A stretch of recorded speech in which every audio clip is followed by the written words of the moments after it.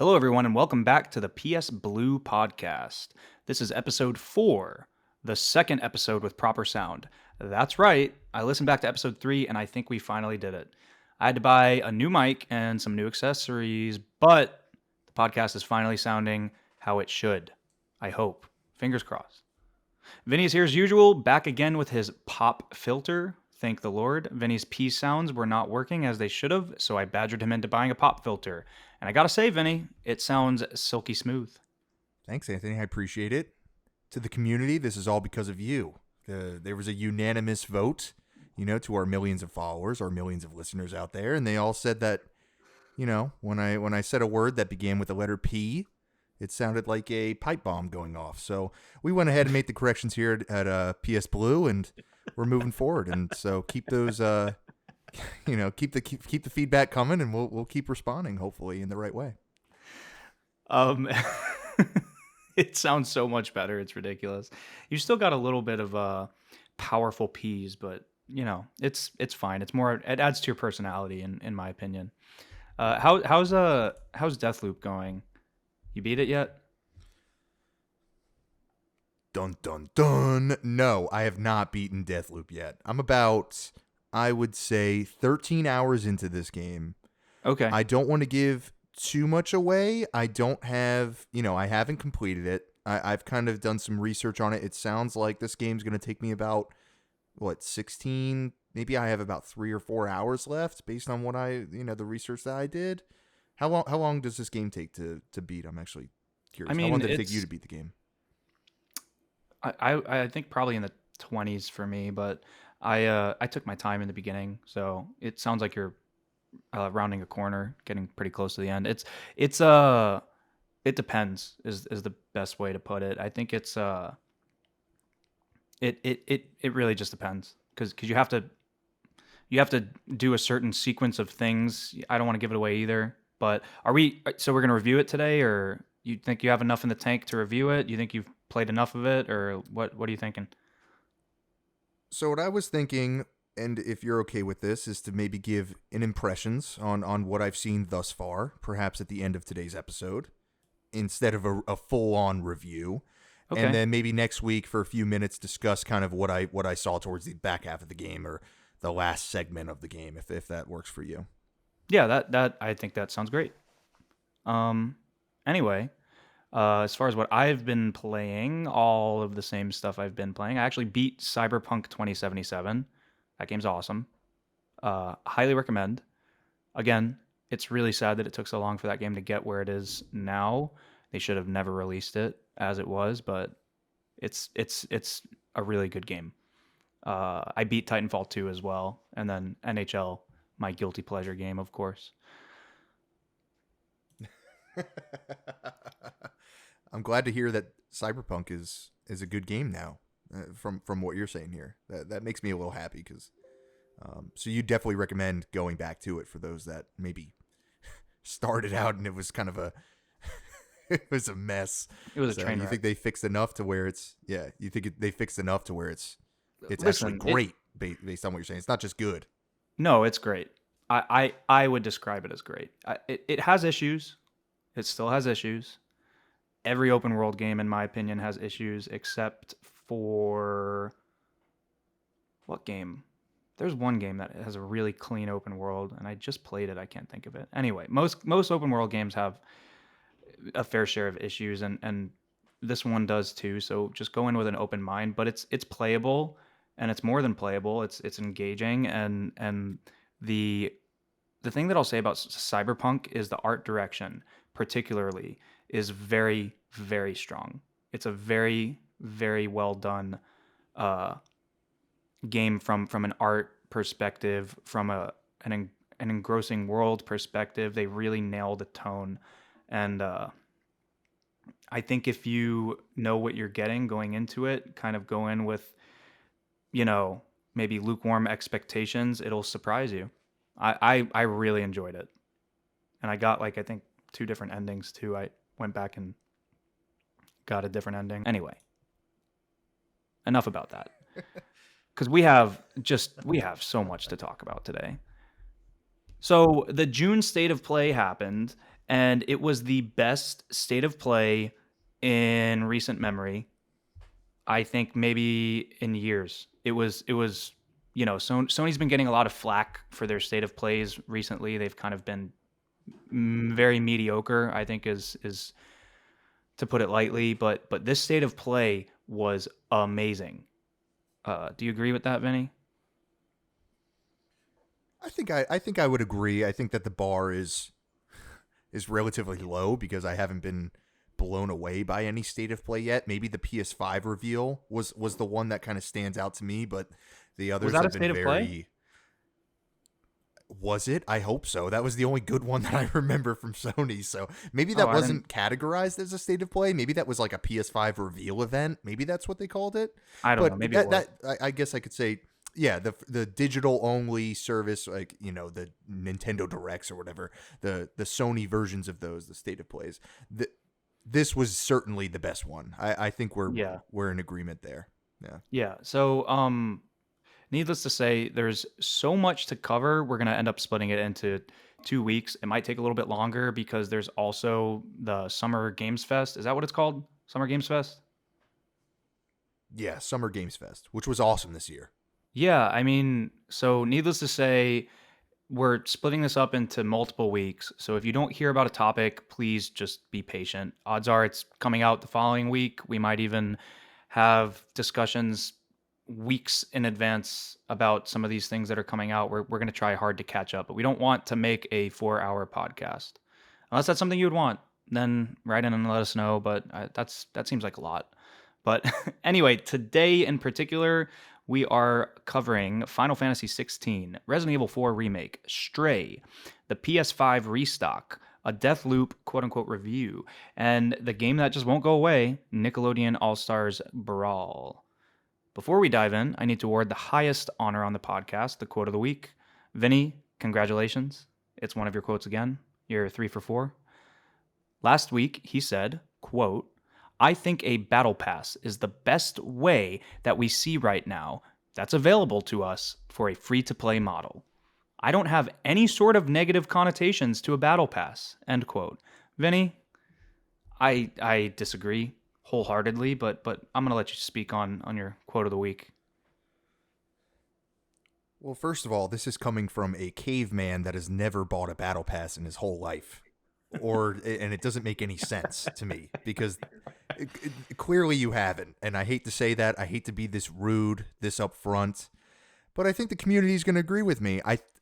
I preface this quote, and you did a good job in prefacing this because I think you at least gave me something to work with here. But I said I think a battle pass is the best way that we see right now. I did not say this is the best way. I don't know what that is.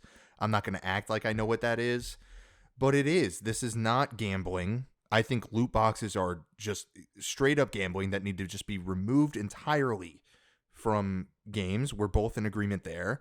I think a free to play model with a battle pass is a good way to get funds to further develop the game. Some of the best experiences that I've ever had in games have been free to play.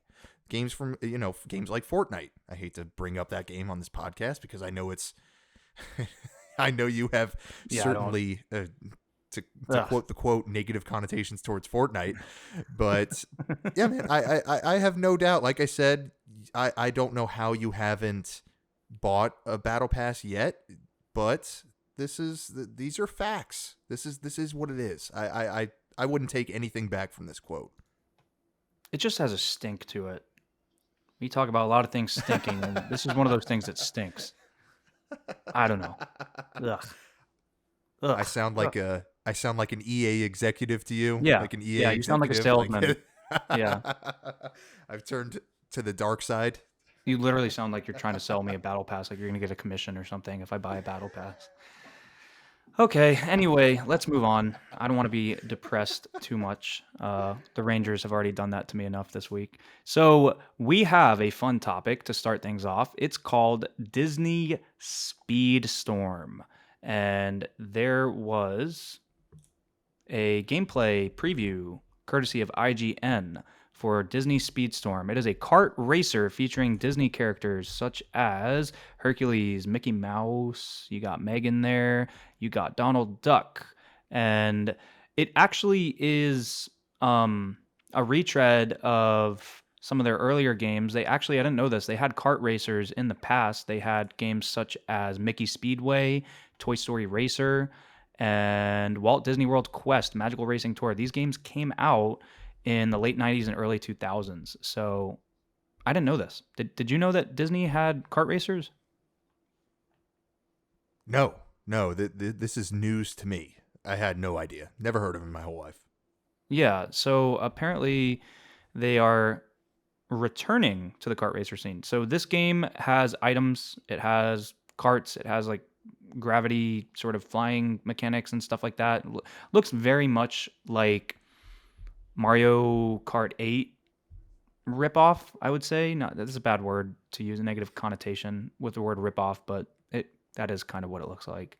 Um, but each character actually has their own special moves, which is really cool. That's, I think, a cool feature. What are your thoughts on this, Vinny? I think we're in the same boat here. I think it looks like, and you know what? I'm not gonna say. I'm just gonna say it. This looks like a Mario Kart ripoff. It does. Okay. I'm sorry. Uh, and if you think about this, what kart racing sims sort of like this have been successful? There really hasn't been anything outside of Mario Kart that I can think of. I know Crash Team Racing came out. I know that actually received really positive reviews, but Yeah, the it's great. longevity of that game, yeah, but the longevity of that game, it's not Mario Kart.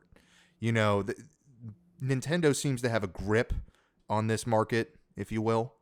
You know, Mario Kart kind of owns the scene. Everything is going to look like a Mario Kart ripoff, I guess, until you actually play it. Maybe I'm not giving this game, the opportunity that it deserves, but that's kind of where I went with this, which is, I don't think this is going to be successful. This is kind of a reach in my mind, but it's cool. What do you think about this? Because I'm a little torn on this. I don't think I'm going to play this.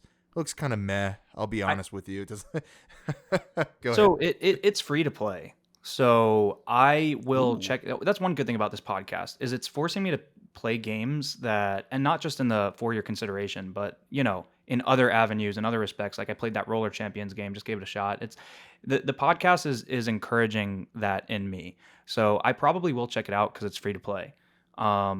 Which, ugh, free to play stink is going to be all over this game. You're going to have to pay $50 just to unlock Hercules, which is my favorite looking character. But I'll check it out.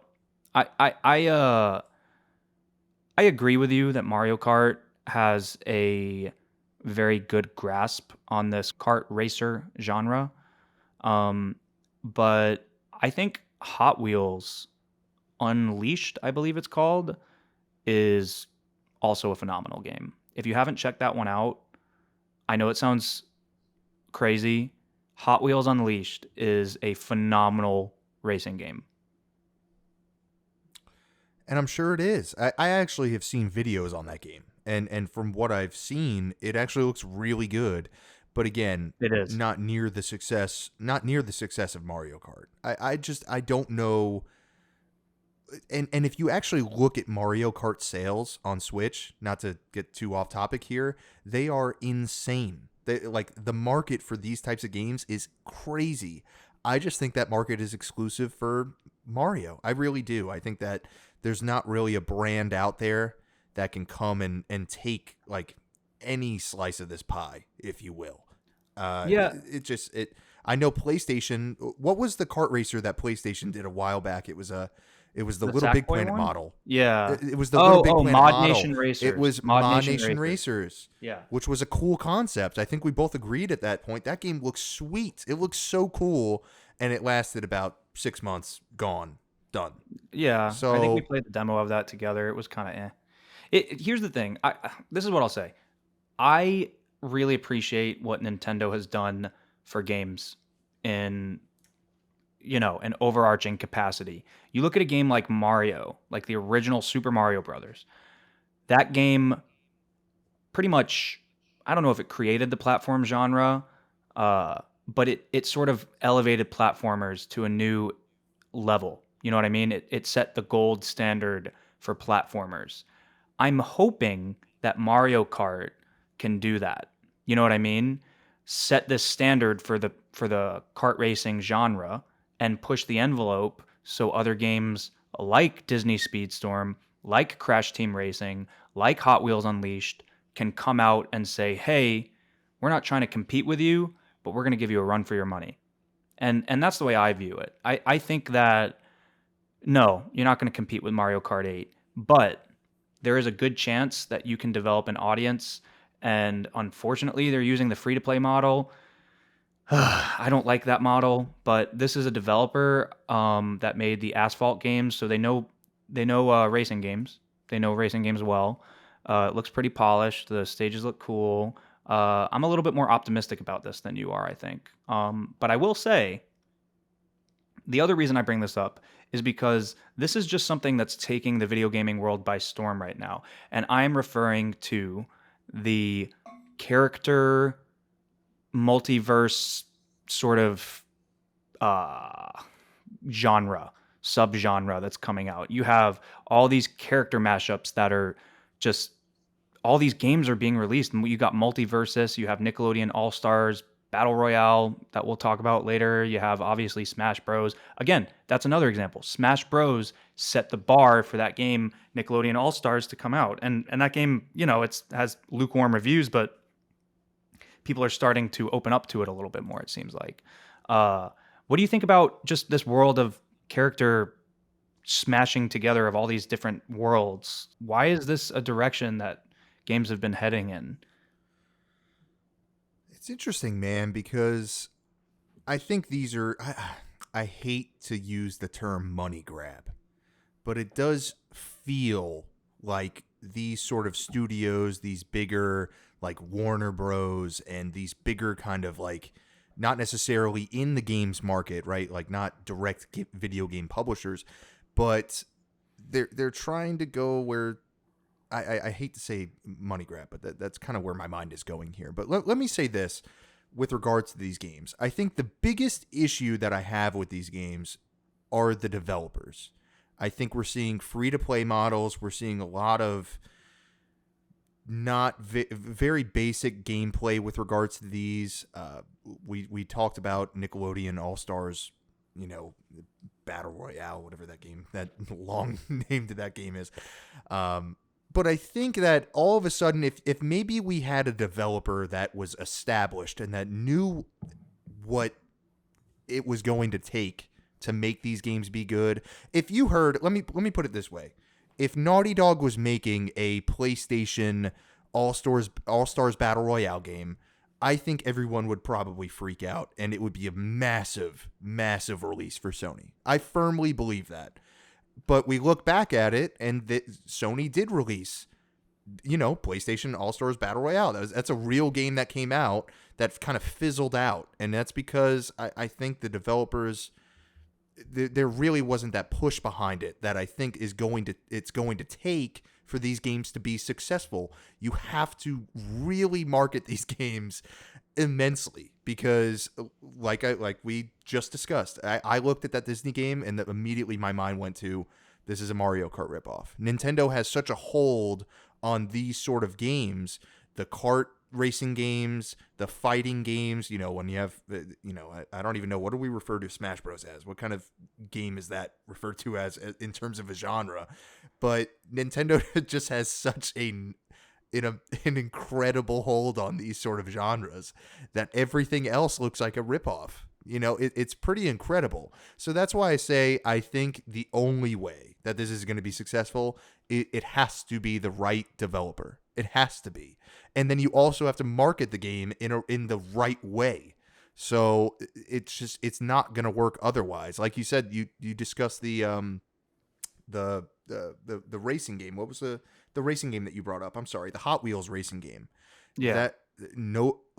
I know it's a great game, but does that game have a lot of legs to it? Is it gonna have a lot of longevity? Do you think it is? Yeah. I guess No, I do. Hot Wheels is a massive brand. That's a huge brand. The thing about So Yeah, sure. the thing about the Hot Wheels game is it's more about the authenticity of the toys, like the little markings on the toys and stuff like that. Sometimes there's like thumbprints on the cars. It makes it look like you're playing Hot Wheels. And the graphics on the PS5 version are so good. I got it on sale. I think I still paid like $30 for it, but I like looked up the reviews for it and I was like, I'm gonna give this a shot for even though it's $30 and that seems like a lot for a racing game. I'm happy I bought it. And that game is, believe it or not, the only game that I was considering buying a battle pass for because there was like Wow. some SpongeBob racers and I wanted to check them out, but I didn't end up buying the battle pass. But here's something. Did you were you able to complete your thought? Yeah, yeah, go ahead. Okay. Here's something I wanted to bring up. This is so funny that you said this. I just looked it up. PlayStation All Stars Battle Royale was originally going to be developed by Naughty Dog. No way. There's Yeah, no way that's real. yeah. I'm on Damn. Wikipedia, but I'll look at the. Okay, so it's courtesy of multiplayerblog.mtv.com. Uh, and SDCC 2012. I don't know what that is. Sounds like a gaming convention. San Diego Comic Con, maybe? Is that what SDCC stands for? Anyway, Naughty Dog was originally going to develop it, but they were in the middle of development for The Last of Us. So then they switched to Superbot Entertainment, which was a studio they created, I guess, and Bluepoint also worked on that game. But I think you're right. If that game was developed by Naughty Dog, you would see uh, a much stronger will to play these games. I think. I think you're 100% right. So the last thing I'll say here is uh, I'm just gonna agree with you wholeheartedly. We're getting these games developed by studios that you've either never heard of or B are on their last leg and sort of just need to cash a check, sort of a deal.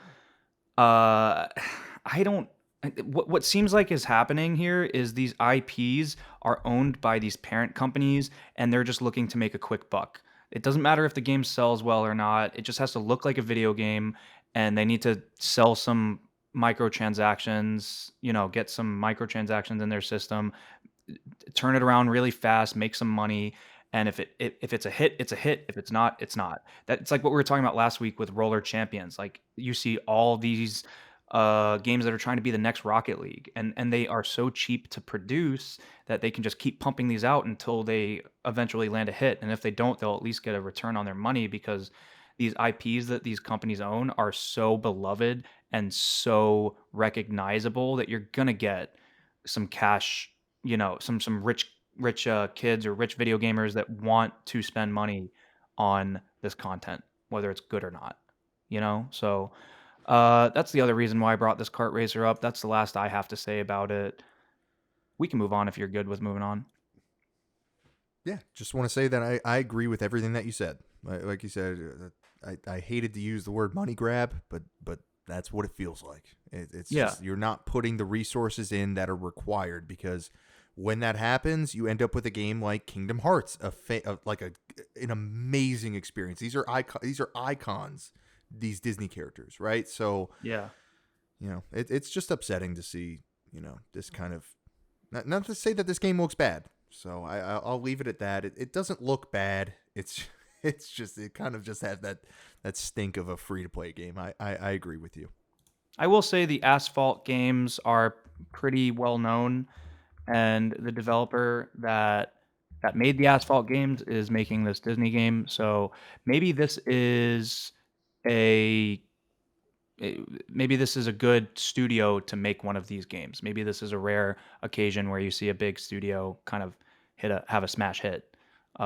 It's certainly worth taking a shot with Disney IP. After Kingdom Hearts 4, there's no turning back as far as the integrity that these Disney IPs have in the video game world. So I'll leave it at that, and I will move on to our next topic, which I am extremely excited to talk about, mainly because it upsets me a lot. And that is The Last of Us Part 1, which was officially announced at the State of Play. No, I'm sorry. Summer Games Fest is when it was announced. Last of Us Part 1. Vinny, please help me through this. You go first here. Tell us what this is, how it was announced. Just go. You go. Okay. I'll walk our listeners through this process because we discussed this game and I have been flip-flopping on this game like nobody's business. I have seen the good, the bad. We know what they are, okay? Why is a studio like Naughty Dog making The Last of Us for a third time, right? We both saw the trailer. I think we could both agree that graphically it looks outstanding. I think it looks like a PS5 games or a PS5 game, excuse me, but especially when you hold them side by side from the remake on PS4, I think this is a substantial leap. I don't think this is a generational leap. I don't think this is, this isn't necessarily like, I wasn't blown away by this trailer. And I think I could speak for you in saying that you were not. Were you blown away by this trailer, Anthony? Let me confirm. I was disgusted by this trailer. Okay, that's kind of the reaction. That's kind of the reaction I was expecting to that question. But let me walk you through this process because I really have been going back and forth on this, as I'm sure most people have, because I refuse to believe that this situation is as cut and dry as why is a studio as talented as Naughty Dog working on this game again? What is going on? What was the decision-making process here? So I have a theory here, and please bear with me because this is my theory. All right, Naughty Dog at the time of The Last of Us 2, when it was launched. Okay, this was, I believe, 2 years ago, 2.5 years ago ish. They had about 300 to 350 employees. Okay, so what I did, I did some research for the PSBlue podcast, as is required. Take a guess how many employees Naughty Dog has right now, Anthony. At this moment, 2.5 years. They had 300 when The Last of Us 2 roughly launched 2 years ago. Guess how many employees Naughty Dog has right now?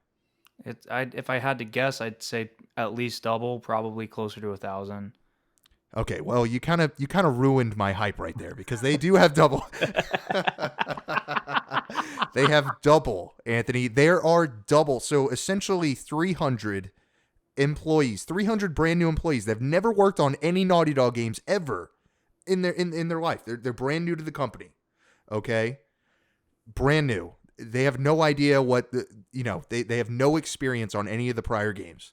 Now, this is where the real argument comes into because I think Neil Druckmann, who we all know is the co-president of Naughty Dog, I think the real argument is why is he he's really attached, it seems like, at the hip to the Last of Us HBO series. I think Naughty Dog as a studio does not want to make a new IP or do anything without Neil Druckmann. I think he is the catalyst of everything that they're going to do. So I think internally, Naughty Dog probably said to themselves, well, Neil is off doing this. He's working on this series. We have double the employees that have no idea what they're doing. Let's give them the opportunity. Let's give older employees the opportunity to work in senior roles, to work in management roles, new management, and let's give them the opportunity to remake an already outstanding game. There's no way that they could ruin this, these newer employees.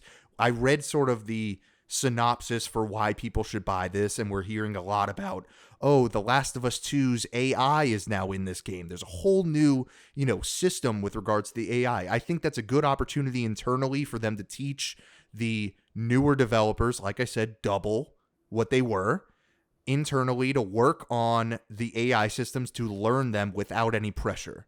And we heard a lot about crunch at Naughty Dog. It was a huge problem, a massive issue at Naughty Dog with regards to The Last of Us Part 2.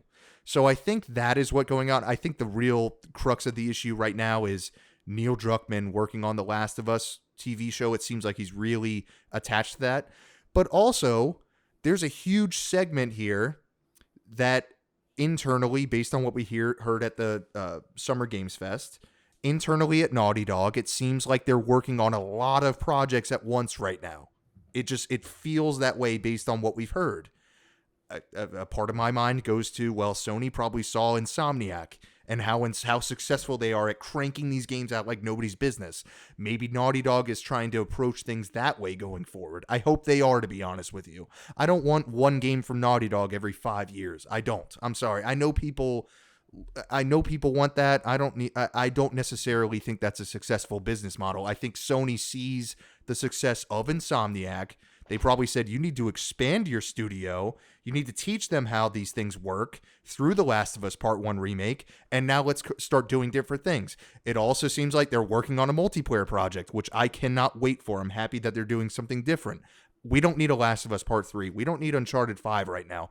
Give me a multiplayer project, which you've never worked on, doing that alongside this Last of Us 1 remake with probably the newer developers. Then... And to finish my thought here, and I'll let you go. I apologize because this is quite the theory. I know. No, this is great. Then we're also, it looks like Neil Druckmann is working on another new IP.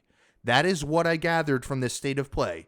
He insinuated, I am working on someone else. The likelihood is that these are the established developers within Naughty Dog that are working on a whole different project that we're going to see. And there's rumors that it's a sci-fi game. I hope it is. I hope it's something totally different that they've never done before.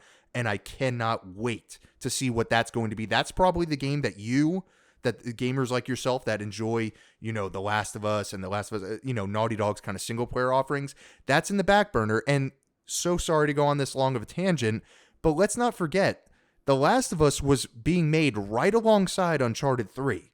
The Last of Us was announced when Uncharted 3 came out, the exact same year. Those games were being made alongside each other, Anthony. So this is a studio that knows what they're doing with regards to balancing workloads, getting people familiar with how to make games.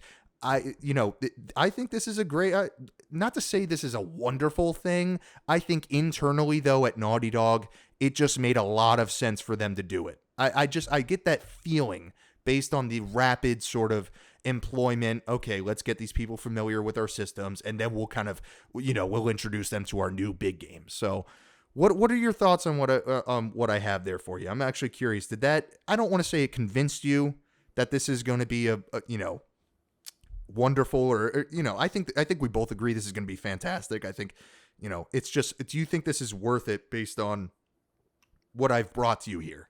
We're trying to train new employees, Anthony. We're not trying to, make our next Last of Us. It's not happening right now. Neil Druckmann's distracted with that TV show. What do you think? I wish I went first so I could get my my frustrations out of the way before you brought together this such beautifully crafted counter argument. Listen, Matt, that it makes sense. The reason why I said double the employees as a educated guess, they're working on multiplayer, and I know that takes a lot of resources. I know that is a big investment as far as bandwidth and servers and making sure everything's running smoothly, and there's a lot of testing that gets involved with multiplayer games. So that was where my guess sort of came in. I was completely blown away. I was not expecting you to have this giant coherent sort of you're blown analysis. away right now. I can tell. Yeah, it was a very, very, very thought-provoking analysis of Naughty Dog. It almost makes me wonder if you don't have an insider at Naughty Dog that you've been talking to that I don't know about. It makes perfect sense. It makes perfect sense what you're saying. I think Neil Druckmann has his hand in everything, and it would be disingenuous to the brand Naughty Dog for them to carry on with something that doesn't involve him as a major creative piece, as a major creative leader on the projects that go on at Naughty Dog. So I think you're right. I think that his involvement with the HBO series is sort of the reason for this stasis. The quality of HBO's shows are, bar none, the best on TV. Easily.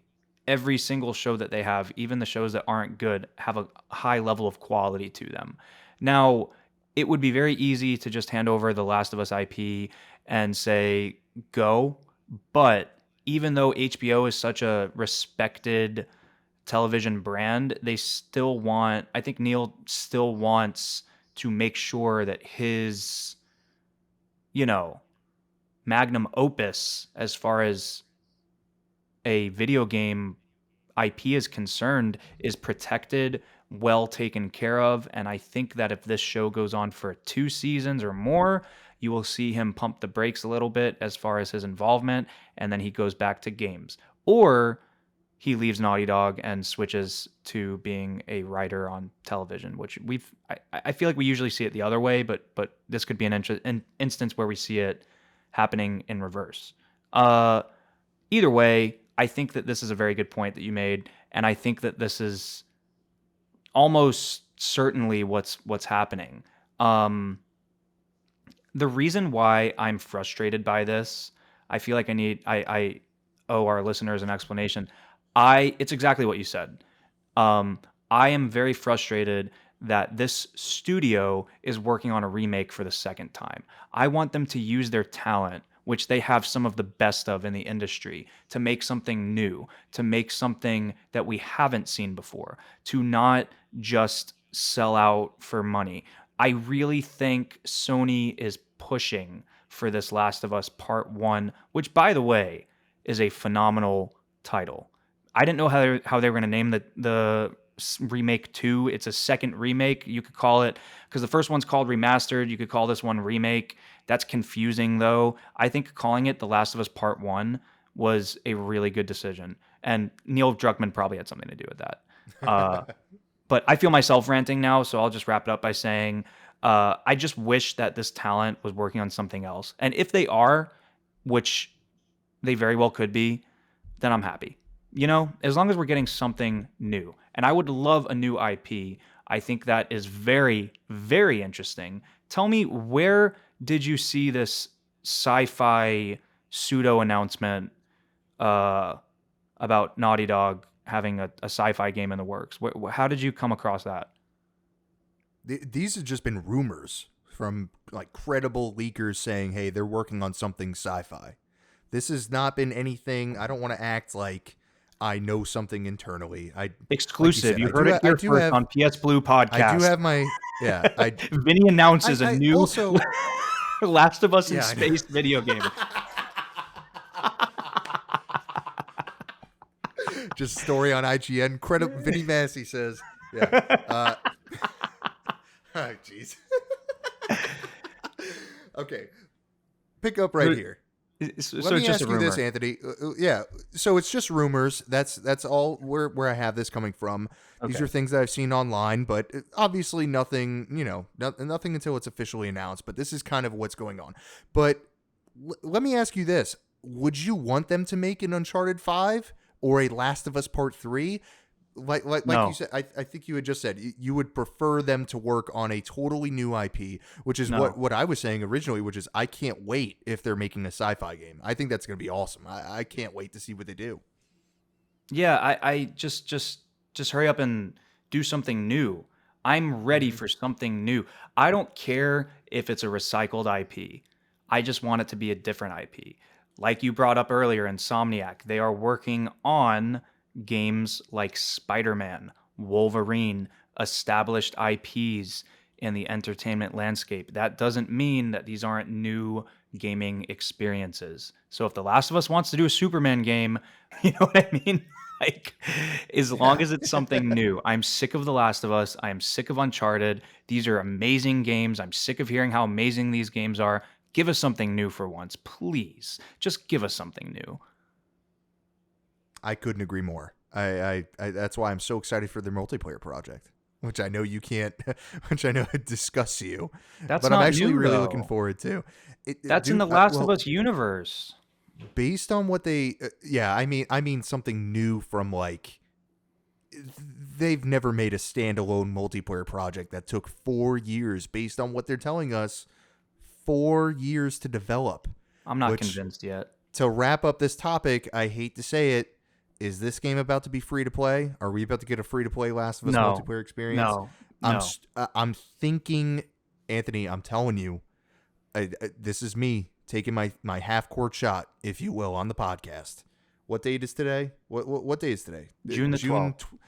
June 12th, 2022. Vinny says, The Last of Us multiplayer project that they're working on, that sucker's about to be free to play. No. I get that feeling. I just get it. No. Because Sony doesn't have any sort of multiplayer projects at all, first party, in development, at all. I'm telling you, man, I think there's a very, very good possibility this is about to be free to play. I really do. Let me ask you a question. Sure. I don't want to bring this up right now because we have a lot of other things to talk about, but Overwatch 2. Overwatch 2 is free to play. Is that what sort of spurned this in you? Is this where this prediction is coming from? Blizzard? No. I've been thinking this for a while now. Because think about it, Anthony. Sony does not have a free-to-play multiplayer moneymaker at all in their repertoire. What do they have? Sony first party? They have not first party. Does Microsoft have any first party? Yes. Halo. Microsoft has Gears. All their games are multiplayer. Yeah, you're right. They're all multiplayer. I was just going to bring up Fortnite and Warzone and Apex, and I was just going to point to those games. But you're right. They don't have anything first party. I didn't know that they needed that, but maybe they do. Maybe they do. If it's free to play, I'm going to be pissed. I'll be very pissed. We need to make a bet on the podcast because we need to have something at stake here that this game's about to be free to play or not. We'll have to come up with the stakes going forward. Let's do it. My bet is it's going to be free to play. Okay. Do you want to bet on the next time we meet up, the next dinner is on whoever is right? Works for me. Dinner's on you. Okay. And we do it big. Vinny and I, we only, we do the podcast remotely. We only meet up at once every couple of weeks. Maybe sometimes it's a little longer than that. We do it big. We go to Carrabba's usually. We're gonna sit at Carrabba's. I'm gonna have like top shelf old fashioned, and Vinny's gonna pay for it all. I can't wait. This is super exciting. I can't wait. Yep. Thank you, Vinny. I appreciate it. It's not gonna be free to play. Okay. Yeah. And with all that being said, it is time to move on to our next talking point, which is Final Fantasy 16. Over at the State of Play for June, which I said was a big state of play, Final Fantasy 16's gameplay was revealed in a trailer as well as the release date. It is going to come out on summer. It is going to come out in summer of 2023, which means the rumor that we talked about last week, the Forspoken thing, Final Fantasy 16 coming out this year, not true at all. So hopefully that bodes well for Forspoken. Hopefully Forspoken does not get delayed again. Vinny, what do you think about all this? Forspoken is saved, Anthony. Congratulations. Your game's coming at your most anticipated game, based on what you've said on the podcast. One of is saved. It sounds like it's going to come out this year. But about Final Fantasy 16, this trailer, this looks awesome. I am very excited about this. One thing that kind of stood out to me based on my just hours upon hours, I've probably poured, sadly, like 60 hours into Final Fantasy VII Remake, and I have not beaten the game. I have played it, like replayed it like a bunch of times and just haven't gotten to the ending for some reason. But the tone of Final Fantasy 16 is so much different. It's just so much more serious than that of Final Fantasy VII Remake. That's kind of the first thing that stood out to me. I don't know. Yeah, it was the first thing that kind of like popped out like, oh, okay, this is kind of serious. The other thing that kind of, I don't want to say was, because this looks amazing. I think the combat looked fantastic. But what we saw, it seemed like half the trailer was like a summon battle. Like, I'm curious to see how that's going to work, because that if I'm remembering the trailer correctly, it's a lot of summons, which are very cool, but there's a lot of, I'm assuming, I don't know if summons don't necessarily have QTEs, but you're not necessarily controlling what's going on within the gameplay. So that was one thing that kind of stood out to me, was like, okay, like we're seeing a lot of summons, not necessarily gameplay, but the gameplay stuff that was there looked pretty sweet. I think it looked really good. The other man, this is going to sound like I really didn't like this trailer. The other thing that stood out to me was there was a lot of stuff going on at the screen from like a text perspective, like numbers kind of popping out everywhere.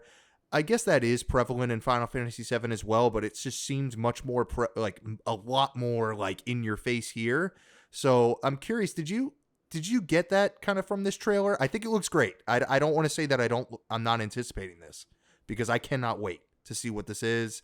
I loved every Final Fantasy game that I've played. I feel like I've at least thought was great. So this looks really good. But what are your thoughts on those takeaways that I had? Because those are just some of the things that stood out to me. What do you think? I hope it's not easy. That's one thing I'll say. It doesn't look like it is. It looks more like it's along the lines of Final Fantasy VII Remake. As a matter of fact, some of the text that you were talking about looks very similar to that of Final Fantasy VII Remake. It looks like it's going to be a more difficult game. Please just let this game not be super easy. That was my biggest criticism of 15. So I'm really hoping that this game is difficult. And based on the tone that you were talking about, I think that difficulty would serve it pretty well. Um, as far as the summon battles and stuff like that, I don't know. It's it almost seems like the summons are boss fights. I don't know. I don't know. Really weird, right? Because they go through all the I'm probably gonna butcher these names, but at the very end of the trailer they go Phoenix, Ifrit, Bahamut, and they Titan. I'm watching it right now. Garuda, Ramuth, Shiva, which are all these are all summons from Final Fantasy. So it does seem like summons are a sort of selling point for this game. Uh, and it's the same summons that you've seen in other games, particularly Final Fantasy VII Remake. The summons in that game were very passive. Aren't they? Aren't they very passive? Maybe I'm remembering it wrong, but as far as I understand it, the summon kind of just fights along the side of you. Well, that's why I brought it up, because that's Yeah. how I know summons. I'm not like a massive Final Fantasy fan. Like the remake, the summons were, you played them and they had a pretty sweet intro every single time. There was kind of a cutscene that went on, and then like you said, they fight alongside you, but you're not necessarily, that's not gameplay. Like they're kind of off to the side. This just seemed to focus a lot on summons, which kind of stood out to me. But like you said, I mean, if they're boss fights, that's pretty sweet. I'm excited about that aspect. But That's just kind of well, because just- remember in Seven Remake, in order to unlock certain summons, you have to fight them as battles. yeah, yeah. So that's what I was thinking. That's where I went with that. But like I said, they're definitely making a point of emphasis on the summons. It as far as all the stuff on the screen, I think that I don't think it's as bad as you might think it is. Honestly, the damage numbers. By the way, I'm looking at the trailer right now. I'm kind of scrubbing through it. The damage numbers are a little large, so hopefully they sort of shrink them. Like there's this guy keeps doing 13 attack, and the number 13 is being shown over and over and over again. And it's really big. But then you go a little bit further, and there's this like snow leopard looking thing that you're fighting, and the text size, it's 92. He keeps doing 92 damage, and it's very small. So maybe it was just a crit or something, and he was crit, crit, crit, crit, and that's why it was big. I don't know, but that's just speculation. Uh, I think it's a lot of confusing things that we haven't seen before, and I think that once we can make sense of the UI, it'll be pretty standard Final Fantasy UI. I think it's a lot of foreign mechanics going on, and that's what's making it seem overwhelming, at least in my opinion. I don't know. Maybe you're right. Maybe it is a lot of congestion on the screen. Yeah, I couldn't agree more. I think this is just some sort of. I don't think these are going to be necessarily problems within the games. I think these are going to get fixed over time, and we just haven't seen enough of this game to know what it really is.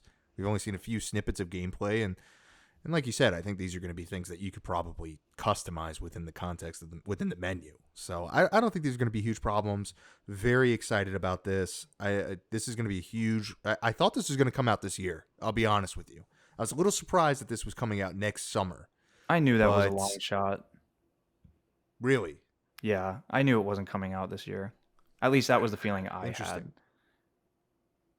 Yeah, Uh, interesting. I was hoping it would come out this year, but like you said, for the betterment of Forspoken, we're okay. We'll be okay. yeah, We have enough to play this year. I gotta say it though. I'm so excited for this game now.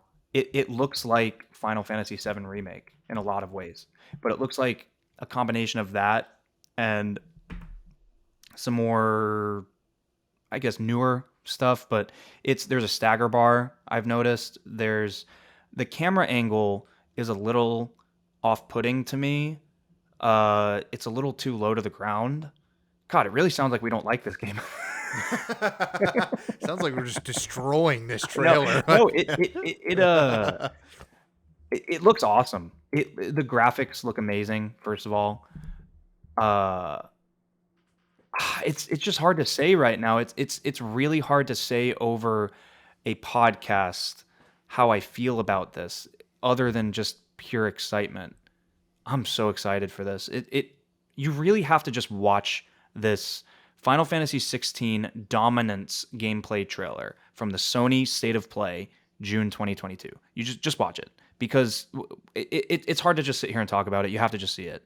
It's and the gameplay they show is very minimal, but it's enough where if you scrub through and you pause it and you really analyze what's happening on screen, you're going to see a lot of similarities to Final Fantasy VII Remake, and not so much similarities to Final Fantasy 15. I am so happy they're going in the 7 Remake direction as opposed to the 15 direction, which 15 was a little bit more jumping around and aerial combat and kind of very open gameplay, while this is more fixed and focused action gameplay, which I love.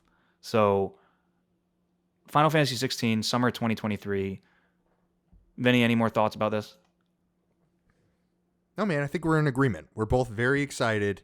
There's nothing else to say about this. I think we're just waiting for this game to come out. I think we're both going to play it. I think it's going to be great at the least. And what a get for Sony, man, to get this game to be exclusive. I'm very. It hasn't come out yet, so we don't know how good it is. But big deal for Sony for sure. In this state of play, it was a big deal. It was what they closed out with too, by the way. So this is obviously a huge title for Sony. So this needs to be great for them. It has to be. Is it a timed exclusive, or is it an exclusive? From what we've gathered, it's from what we've heard, this is an exclusive. This is a definitive, very similar to Final Fantasy VII. It's not Final Fantasy VII, I guess, came to PC, but it's a PlayStation console exclusive console. Well, let me just interject really quickly. Final Fantasy VII Remake, as I understand it, is a timed exclusive. The amount of time that it takes for it to get to Xbox was just not identified. But it's, for all intents and purposes, it's a Sony game. And I agree with you. If Final Fantasy 16 is in the same way, in the same vein as that game, it'll be a very big deal. My guess is Xbox will bundle Part 1 and Part 2 of Final Fantasy VII Remake and just announce them together. I mean, release them together for Xbox. That makes sense. I had no idea that was a thing, by the way. That's really interesting, because I was going to say that's interesting for a timed exclusive to take this long to come out on the other platform. Final Fantasy VII came out 3-4 years ago. So, typically those timed exclusives are a year, 2 years max. Right. So this is in another realm here. So that's interesting, because that's just I didn't know that it was still a timed exclusive. I wonder how long that is. Yeah. It came out. Microsoft's just waiting for the second part to come out. It came out in 2020, April of 2020. So it's been over 2 years now. And as far as I understand it, it's on Windows. It's not on Xbox yet, though. Interesting. So moving on, I want to move on because I'm excited to talk about this next topic. So let me get this straight, Vinny. you didn't beat Deathloop, but you pre-ordered the Quarry and you beat the entire game in one night. Is that right? That's right, man. Beat it in one day. One day. Wow. You give me a 24-hour time frame after this game came out, I beat it by the next day. That's absolutely right. Okay. So I think let's just do a review. So you're a huge fan of supermassive games. Until Dawn is actually one of your top 10 PlayStation games of all time. So I know you're very excited about The Quarry. It seems like you liked it if you beat it all in one night, unless it was just so terrible that you wanted to get it over with, but I don't think that was the case. Let's just do a review discussion about The Quarry. Tell us about it. What did you like? What didn't you like? Do you recommend it? Sure, I'll give my off the cuff thoughts, if you will, about the Quarry. Like you said, I got this game on Friday. I had it beat by Saturday morning, so I beat it in one night. I will say I don't think this is as good or excellent as Until Dawn was. Until Dawn to me is like a 9 to a 10 game. Okay, this is not a 9 to 10. This is certainly a great game. This is a great game. It is a like I've said about my Until Dawn review. It's a love letter, an absolute love letter to fans of the slasher horror teen movies of the 80s, 90s, early 2000s. Scream, Friday the 13th. This is a love letter to those. This may not be worth $70 to people that do not love those films. I will say that. It is not, okay? The thing that stood out to me most about this game, in particular, is its co-op. I played this with a few friends that I had over the house, that we had a couple drinks and played through the game in one night. And it was a blast, man. This game I feel like it's meant to be played co-op. Couch co-op in particular. It is. Oh, It is wow. a ton of fun to play through with friends. There's over 100 different endings to the story. Okay, but to those of you that may not aren't really fans of this genre, you're not necessarily. If you did not enjoy Until Dawn, you are not going to enjoy this game. I don't think you will. There's not necessarily something that's drastically different from Until Dawn. Honestly, I don't think it's as good of a game as Until Dawn. But I think from a gameplay perspective, it's not as good as Until Dawn. I think that, you know, the good part about Until Dawn in particular is that there was a lot of variety with the way that it kind of approached different QTEs. I think this game, one of its problems is that the QTEs are very, extremely by the book. We're talking the only QTEs that you're going to have in this game are flicking your joystick, tapping X as fast as you can, and holding X. That's it. Those are the only three QTEs that you're going to get. And in these games, you have to be creative. I was very upset with the way that they used the DualSense. I was hoping that the DualSense would be like a thing in this game. It's not. Like this game runs. I'm assuming it came out on PlayStation 4. It may as well have, but I'm a little upset with its use of the DualSense. But it's a ton of fun. I don't want to discredit this game too much because I had a lot of fun playing it. I will say this: when this game is $20-$30, go get this game. This game is a ton of it's that much fun, especially if you have a group of friends that you can play it with.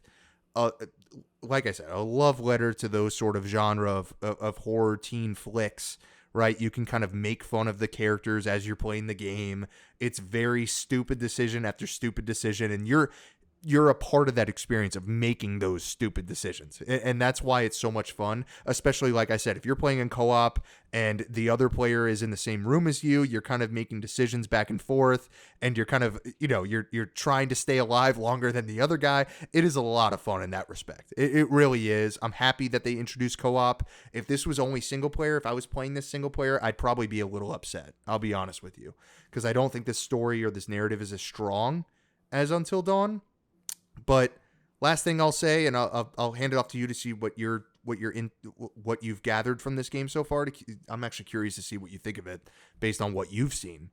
But it's actually a lot of fun. I'm happy that they brought in actually some famous actors here. I think it actually adds to the game. The cop from Scream I can't remember his name, but I think his name is. I know in Scary Movie his name is Doofy. That's how I know this character. He's in this game. The girl from Modern Family is in this game. There's a lot of notable actors. The woman from Insidious, she's in like 20 different horror movies. She's in this. There's a lot of famous actors. I don't want to spoil any more because there's a few more that you're going to see while you play this game, and it makes it a lot more fun. I'll be honest. It actually feels like you're watching a movie. And the graphics are outstanding. 10, like we're talking like 10 out of 10. Like really really impressive graphics when you're playing this game. When you're walking around, there's not a lot to do. You're not necessarily like there's not a lot of gameplay. You're walking around with your flashlight. The graphics are insane. At least on PlayStation 5 from what I played. Some of the levels are, oh my goodness. They poured a lot into this game. You could tell it's a ton of fun. I can't recommend this enough to people that are fans of this genre.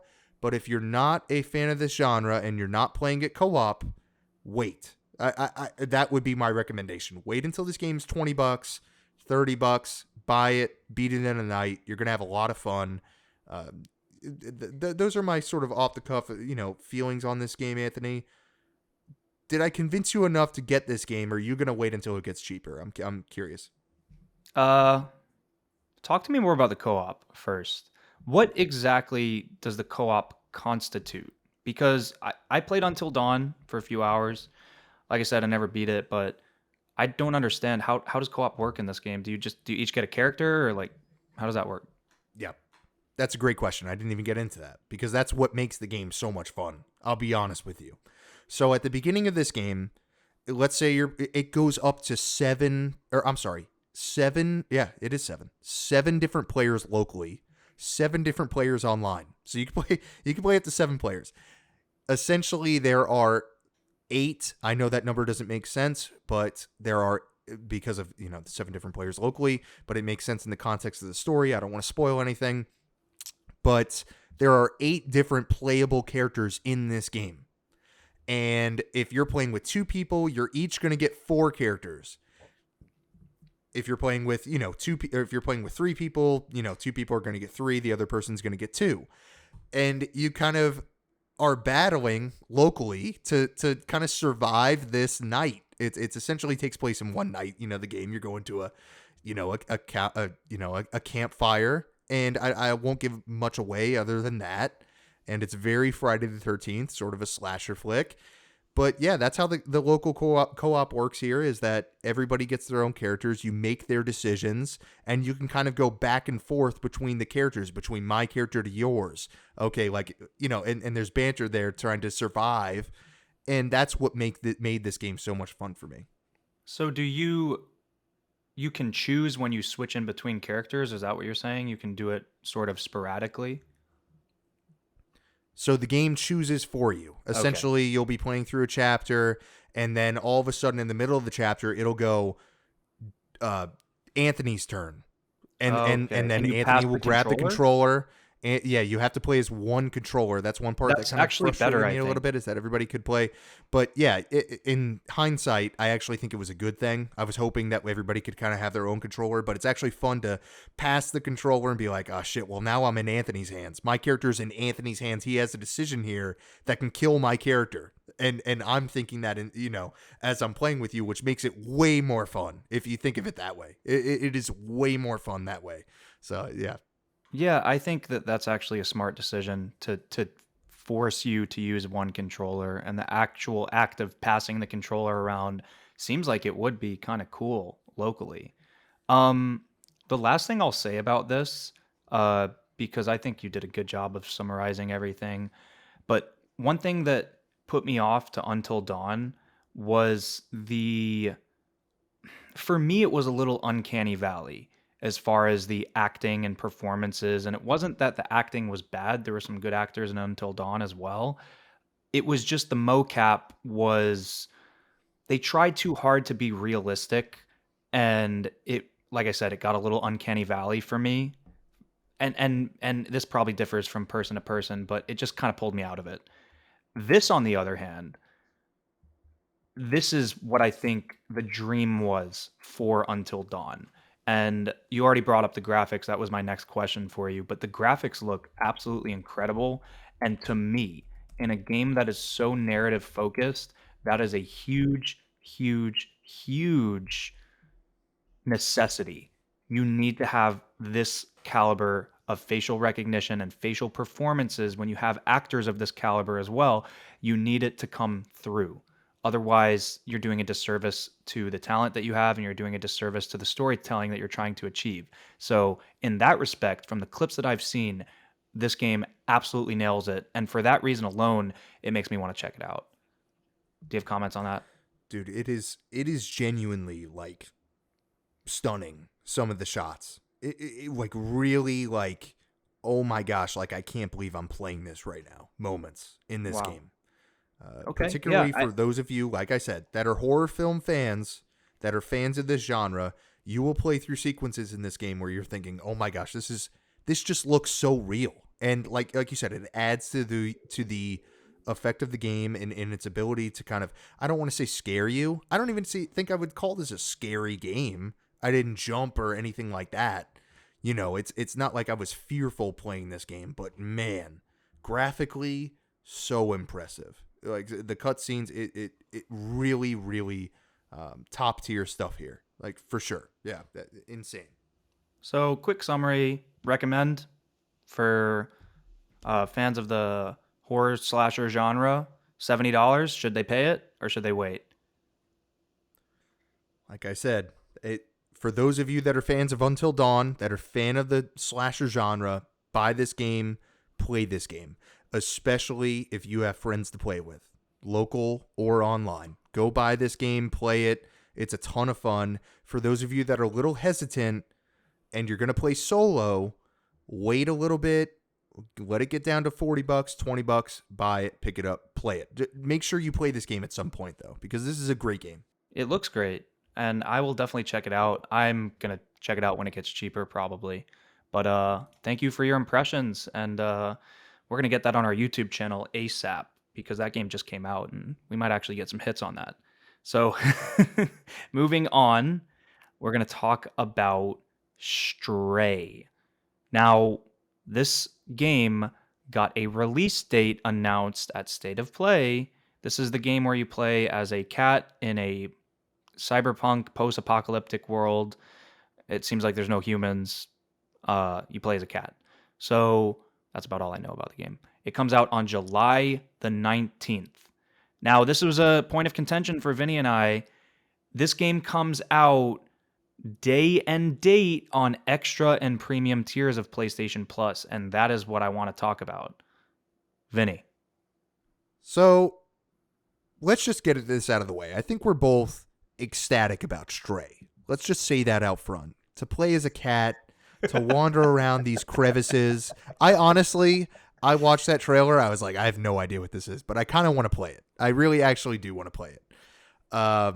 But maybe this is Sony maybe dipping their toe in the water, so to speak, of releasing games day one release. Maybe this is what they're going to do, which is smaller studios that necessarily don't have the budget. Sony goes to them and says, hey, can we release this, day one on our platform, and we'll give you X amount of dollars to fund the game. This might be the way that they go about their PlayStation Plus service, because they don't have the money, like we discussed, that Microsoft has. They can't release these first-party games that are taking 10 years to make, 5 years, however long it takes, 5 years, right? Some of them, even more. We can't release those on our platform day one for free. There's no way, not for free, but, for the cost of the service. So maybe this is the answer, which is partnering with smaller studios that maybe you have meetings with and you say, hey, we actually kind of like this game. Can we give you X amount of dollars and we can release it day one on our platform? And it's a win-win because the developers get the funds to make their game, to see their visions come true, right? And this might be it, man. It's going to be very indie heavy though. But this caught me off guard. I was not expecting them to do something like this. Was not at all. It totally caught me off guard. What did you think about them releasing this day one? They said they weren't going to do this, but they Yeah, also I said that was can't. for first party. So Yeah, I can't remember where I saw that. I can't remember where I saw it or heard it, but I almost could have sworn that they made a point. We are not going to do first party releases day and date. But I thought that that was kind of going to extend further down the line. You're absolutely right. I think this indie sort of route that they take is Sony's known for their strong games. They're known for these strong indie titles as well. I know Concrete Genie is one of those. I never played it, but that game came to PlayStation Plus. It was supposed to be it was received relatively well, but say what you want about Stray, I think it looks pretty good. no, I think it looks really good. I wasn't even trying to make fun of it. I'll be I honest thought with you were you. I being thought it looked pretty sarcastic when you were cool. like, "We're both super No, excited for no. it." Oh, some of me, yeah, some of me was being sarcastic, but a part of me deep down internally was like, you know what? I kind of want to be this cat. I kind of, it looked like something that I've never seen before, which kind of makes me want to play it. Yes. So, and that was the thing that stood out to me. Well, that I think that's very well said. It's very unique. It's something you've never seen before, and it's something that's gonna stick out. And I also think something that bodes very well for this game is it's very uh I don't know the proper word for this, but it's very I don't want to say memeable because that sounds weird, but and that's not really what I'm trying to say, but I could see clips of this game going viral, reactions of playing as a cat because cats are such a memeable, viral sort of animal that, cat videos are huge all over the internet. I could see this game, clips of this game, and people playing this game going viral on YouTube and other platforms. I think that that's a total possibility. I think that bodes well for this game. I think they knew exactly what they were doing when they made a game starring a cat. Uh, but yeah, I don't know Yeah. if I have much more to say than you kind of hit the nail on the head. I think Sony's going to take this indie approach, let these games be exclusive to PlayStation. They're going to have to go to these smaller indie studios and hand pick the games that they want to be on extra and premium. And I think if that's what they're doing, it's a smart move. If they have games like, have you seen Nobody Saves the World? It's a game by the people that made Guacamelee, Drinkbox. No, I've never seen that game. So this game, it came out recently. It's a front runner, I think, for Game of the Year in a lot of people's minds, and it's a great game. Now, it came out on Xbox first. It just came out on PlayStation. But if they can get a game of that caliber and make it exclusive day and date for extra and premium, then Sony's going to knock it out of the park with this. Either way, they're starting to, in my opinion, catch up from this subscription-based service. Now, I don't like the three-tier system. I think they should have just had extra and just make an extra PlayStation Plus and raise the price of PlayStation Plus to $15. That's all they needed to do. You know what I mean? I think Essentials kind of silly. I get the sentiment of wanting to keep the people that only pay 10 and only want to do online multiplayer, keep them happy and don't make them frustrated that they need to pay an extra $5. But I know I'm probably not going to play a lot of games on the extra tier, but I want to play games on the extra tier. I mean, I want to have the extra tier, excuse me. I want to have the extra tier because it's an extra $5 a month. Not everybody can afford that, but it's too much value for me to pass up on. So they should have just left it PlayStation Plus, the new PlayStation Plus. They could have rebranded it. They could have called it PlayStation Now, Tomorrow, and Forever. I don't care what they call it, but they should have just had one flat fee. I'm always going to feel like that, but I think they're taking a unique approach, and I think that that is what they need to do to sort of exchange punches with Microsoft, for lack of a better term, because they're not going to do it by just copy pasting what Microsoft has done, because that's not Sony. Yeah, I couldn't agree more. I'm excited to see what the next game's going to be. Think about it. They also did Fall Guys. Well, they invested in Fall Guys, is what I mean, by giving them the opportunity to release on as a free game initially. So Yeah, that's like a very, that's kind of what we're seeing here, which is that's a Sony great example. seeing Fall these games Guys, and yeah, and mm-hmm. Fall Guys would be one of those games. If Fall Guys didn't come out until next, you know, if Fall Guys didn't come out till August, it would be the August PlayStation Extra sort of headliner. I think that that's a perfect example.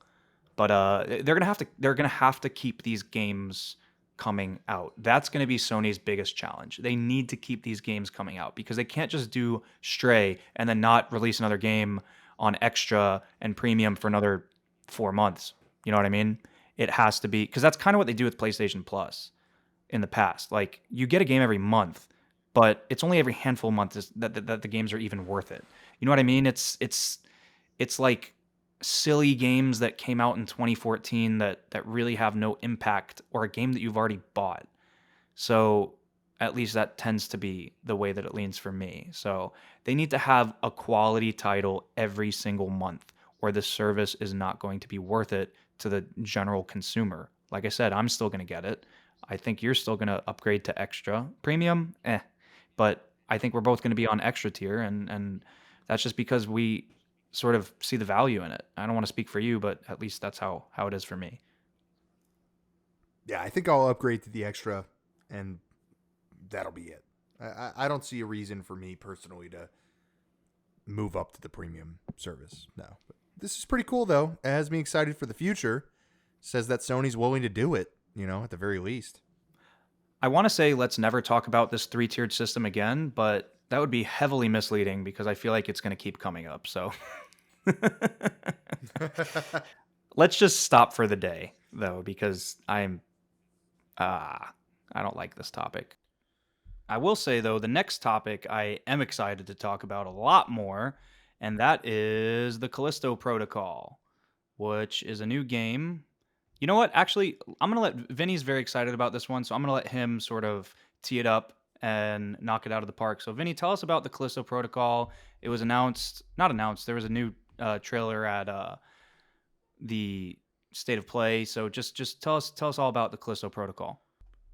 So I appreciate you giving me this opportunity, Anthony, because the Callisto Protocol for me was the standout of this State of Play. It was the game that that got me the most excited, if you will. Got me so excited. Anthony, I don't ever do this. I pre-ordered this game. This Wow. game is the money is out of my pocket. I have it on the PlayStation Store right now. I spent $70 on this game after the reveal. Wow. This looks so good. It really does. And it's from the original Dead Space director, Glenn Schofield, I think is his name. And this is essentially his way of saying, okay, I'm going to make the Dead Space game or the Dead Space sequel that I never got to make. The first two Dead Space games were great, but obviously, the third one was subpar, and then there hasn't been anything since. This game, dude, atmosphere. It looks so good. And also, this looks next gen. This is the first game that I think I've ever seen that I say, this ain't running on my PS4. There's no way. There's no possible way that this game could run efficiently and effectively on my PlayStation 4. And we saw a gameplay trailer at the State of Play event, which, dude, it looks so good. It is so Dead Space. And I love the original Dead Space. It is such a great game. It's such an underplayed game as well. Another thing that stood out to me in particular, they better hit this December release date, because if you think about it, the Dead Space remake for EA is coming out in January of 2023. So that Oh, wow. December release date is very deliberate. They want to make sure they get ahead of that Dead Space remake. I didn't think about So, yeah, I know, right? That was something that kind of stood out to me, was like, when's that Dead Space remake coming out? Oh, January 2020. So a month later, we're getting the Dead Space remake. So we're going to get kind of pummeled with these types of games. But man, this looks so... I'm so excited about this. It looks like everything I could ever want it to be. Graphically, just... oh my, like breathtaking graph. Like, it looks so good. And also the dismemberment is there that was in Dead Space, which I loved. Like cutting off an enemy's arm, and and now they can't use their arm, obviously. It looks so gruesome. And the last thing that I'll say about this, I love that they advertised, even in the State of Play and in the Summer Games Fest, is the way that the character dies it seems like they have developed a ton of ways that this guy can die. The main character. I don't know Oh his wow. name. It was Isaac in Dead Space. Did you notice that in the trailer, the way that he dies at the end of both trailers, both the gameplay trailer from State of Play, um, uh, and the one from Summer Game Fest? He dies in just like an insane, like comically gruesome way. Oh So really? this I is didn't one notice that that. dude, you got to watch the end of the State of Play trailer. Or I'm sorry, not the end of the State of Play, but the end of the summer. I'm mixing these two up. The Summer Games Fest trailer. He literally gets grinded through like a machine. It just looks like so much fun, man. This is one that is honestly might be my most anticipated game of this year. It might be. It could. Wow. I think it is. I think it is. I think it's ahead of God of War. I think it's ahead of everything else. I cannot. I've never been this impressed with a trailer before. I'm very excited about this. What did you think of the trailers? Uh, the thing that stuck out to me the most is the atmosphere. And I think you're right. I think the graphics have a lot to do with that. There's this one part of the trailer that I distinctly remember where he's walking past what he thinks is a corpse, and the one eye just like opens up, and it's just so scary So cool. It's looking. such a cool. That is such a cool effect. You know what I'm talking about? Oh yeah, yeah, 100%. Looks so Yeah. good. So, one note I did have uh, is that this game's also coming out on PS4. I know you said it's looking very next gen, and I agree with you, but at least on here on PlayStation's YouTube account, it says in their description available around the world on PS4 and PS5. So I don't know if that's a typo or if they're being too ambitious here, but I don't see this running on a PS4 either. What do you think about that? Do you see what I'm seeing?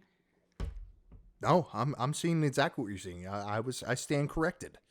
I was totally wrong. This game is coming on PlayStation 4, so it certainly didn't look like a game that was going to run on my PlayStation 4. It looks, dude, it looks so good. It really does. I'm happy that the graphics are that. I mean, you could imagine that the gameplay trailer was not running on older hardware. I'm interested to see how this game is going to look on a PlayStation 4. Very interested. So I didn't see the next gen. I mean, I'm sorry. I didn't see the Summer Games Fest trailer, but in this gameplay trailer, it says right up front, captured on next gen hardware, and it looks very next gen. I don't think the PS4 and Xbox One versions are going to even be able to compete with this. The lighting effects, the uh, reflections on the pools of water and stuff like that. It's very and the perceivable 60 FPS. This looks like 60 FPS. I don't think it is. I'm curious. I can't say it for certain, but it looks like it's running really well. But I don't know if I'm going to say 60 FPS yet. I don't know if I'm there yet. I don't know. It looks like it has a pretty stable frame rate. Maybe they're one of the games that are trying the variable frame rate. Could be on Xbox's hardware. Unfortunately, Xbox has a better uh, variable frame rate sort of thing where they can have the variable. PlayStation actually just got the variable refresh rate update for PS5, but Xbox has had it, so it could be like 45 FPS or something like that running on an Xbox. All I know is that this does not look like a PS4 game. This does not look like an Xbox One game. It does look like Dead Space, and it looks freaking awesome. I didn't see this. I didn't see this trailer. This is getting me very excited. Is this when you pre-ordered it after you watched the Game Fest trailer? Yeah, so I watched the original trailer, was very impressed. And the Game Fest trailer essentially sealed the deal for me. And that was it. The money was out of my pocket at that point. Wow. It looks so Dead Space. It looks like the Dead Space game we never got. Like, dude, It looks quicker than it Dead looks Space, so though. good. Dude, it looks so good. It looks like if Quicker. Dead Space meets Resident Evil 5. Not that Resident Evil 5 is my favorite game in the world, but it was much quicker than Resident Evil 4. And this game looks like it has that same speed to it. Oh my god. It also, Anthony, I just watched him get grinded up at the end of this. Holy crap. Okay, so you watched what I was talking about. How cool is that? It is so awesome that they're doing that. And also another point of this game, it seems like they're going into these weapons That was another part about Dead Space that was awesome, was the weapons. The saw grinder weapon that kind of like chewed through the aliens. Dude, the weapons that they displayed in that trailer look so cool. It looks so cool. A lot of like gravitational pull. Like you had a gravitational pull at the beginning of the trailer. Dude, oh my god. I cannot wait for this game. This is my most anticipated game. I don't think that's an understatement for this one. I'm very excited. And like I said, man, they got to hit that release date. They have to. They cannot delay this game. If it gets delayed, it's going to be about a year because they're not going to be able to release it that close to Dead Space Remake. There's no Yeah, way. I agree with that. Wow. Okay, cool. This looks fantastic. Getting very high marks from Vinny as far as initial thoughts are concerned. And it's certainly looking like a game that I will pick up as well. I'm not quite going to pre-order it. It takes a lot for me to pre-order a game. I think the last game I pre-ordered was actually Deathloop. But that was only because I had some credit on there and it was cheaper if you pre-ordered it and I knew I was going to get it anyway. But other than that, I think it was like Kingdom Hearts 4. And what a mistake that was. So, anyway, moving on to a very related topic. Oh, actually, this is Vinny's favorite topic of this week. We need to talk about this first. It is the PS5 restock. This is according to an article on gamesindustry.biz. They report that PlayStation 5 sales reached 20 million units sold worldwide, but they also report that Sony says it will significantly ramp up production this year. This is a quote from Veronica Rogers, again, courtesy of gamesindustry.biz. Quote, "We are thrilled to share that Sony Interactive Entertainment has sold more than 20 million PlayStation 5 consoles globally. Since the PS5's launch, our teams have worked tirelessly to deliver a truly next-gen gaming console that has won the world over, and we want to take this time to thank the fans for their support. Your passion for the PlayStation brand is what drives us and what inspires us to innovate new technology, engineer the future of gaming, and continue creating the best place to play. To those fans who have yet to get their hands on a console, please know that we are planning on a significant ramp up in PS5 production this year, and we are working endlessly to make sure that PlayStation 5 is available for everyone who wants one." End quote. Vinny, what are your thoughts? So, if I'm not mistaken, they said the same thing last year. Not the same thing, but something very similar. We expect production to go up. We expect XYZ. We're reaching a point where rumors are starting to surface that a PS5 Pro is going to come out soon. It's going to come out, and let's just act like a PS5 Pro comes out in 2 years. Okay? That is a little worrisome to me. That's going to need to be... What do these production delays have on the next PlayStation console? The kind of the mid-gen, if you will, console, the PS5 Pro. What are we doing here? Because there's no chance, Anthony, that they're releasing a new console next year. No chance with these supply shortages. There's no way that they could get away with it. There's no way. So I'm happy that people are going to have the opportunity to get this console because it's sold out everywhere. It's insane. I can't remember anything quite like this. It's been almost 2 years now. I remember the Wii being very short. I know this is like a global supply shortage based on what I've kind of read, like a chip shortage. But Yeah. it seems like that's kind of the big issue here. They're selling essentially every console that they're making, but I'm happy that they're going to revamp. But I don't know, man. It just screams to me that this kind of marketing talk here. Like, you got to say what you got to say. Like, hey, we're going to revamp things. We're going to get more consoles out there. But are they actually? Is the PlayStation 5 going to be accessible in November? I don't think it will be. But I'm happy to hear that they're at least, they know there's an issue here. But it's kind of an obvious issue. So I think that they're making a deliberate effort to talk about this. In my opinion, I think this means there are more PlayStation 5s coming.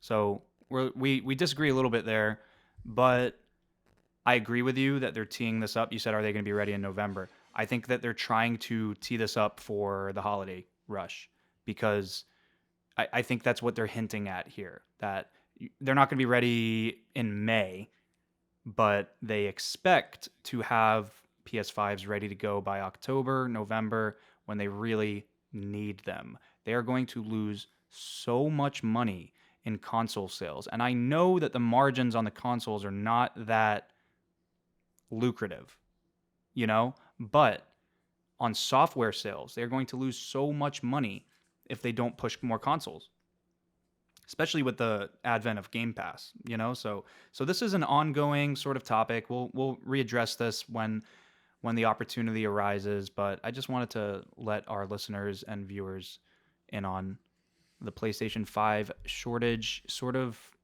update, because I know that a lot of you guys haven't been able to get your hands on one, and that sucks because it is an awesome console. Again, I've said this before, I think it's a luxury console. I don't think it's necessarily a necessity, but I think it's starting to become one, especially after some of these announcements, especially after this next announcement that I want to talk about. We've been on the brink of revealing this game, it seems like, for a while, but Resident Evil 4 Remake is finally confirmed with the latest trailer at the State of Play, June 2022. Again, I told you this was a great State of Play, and it absolutely was.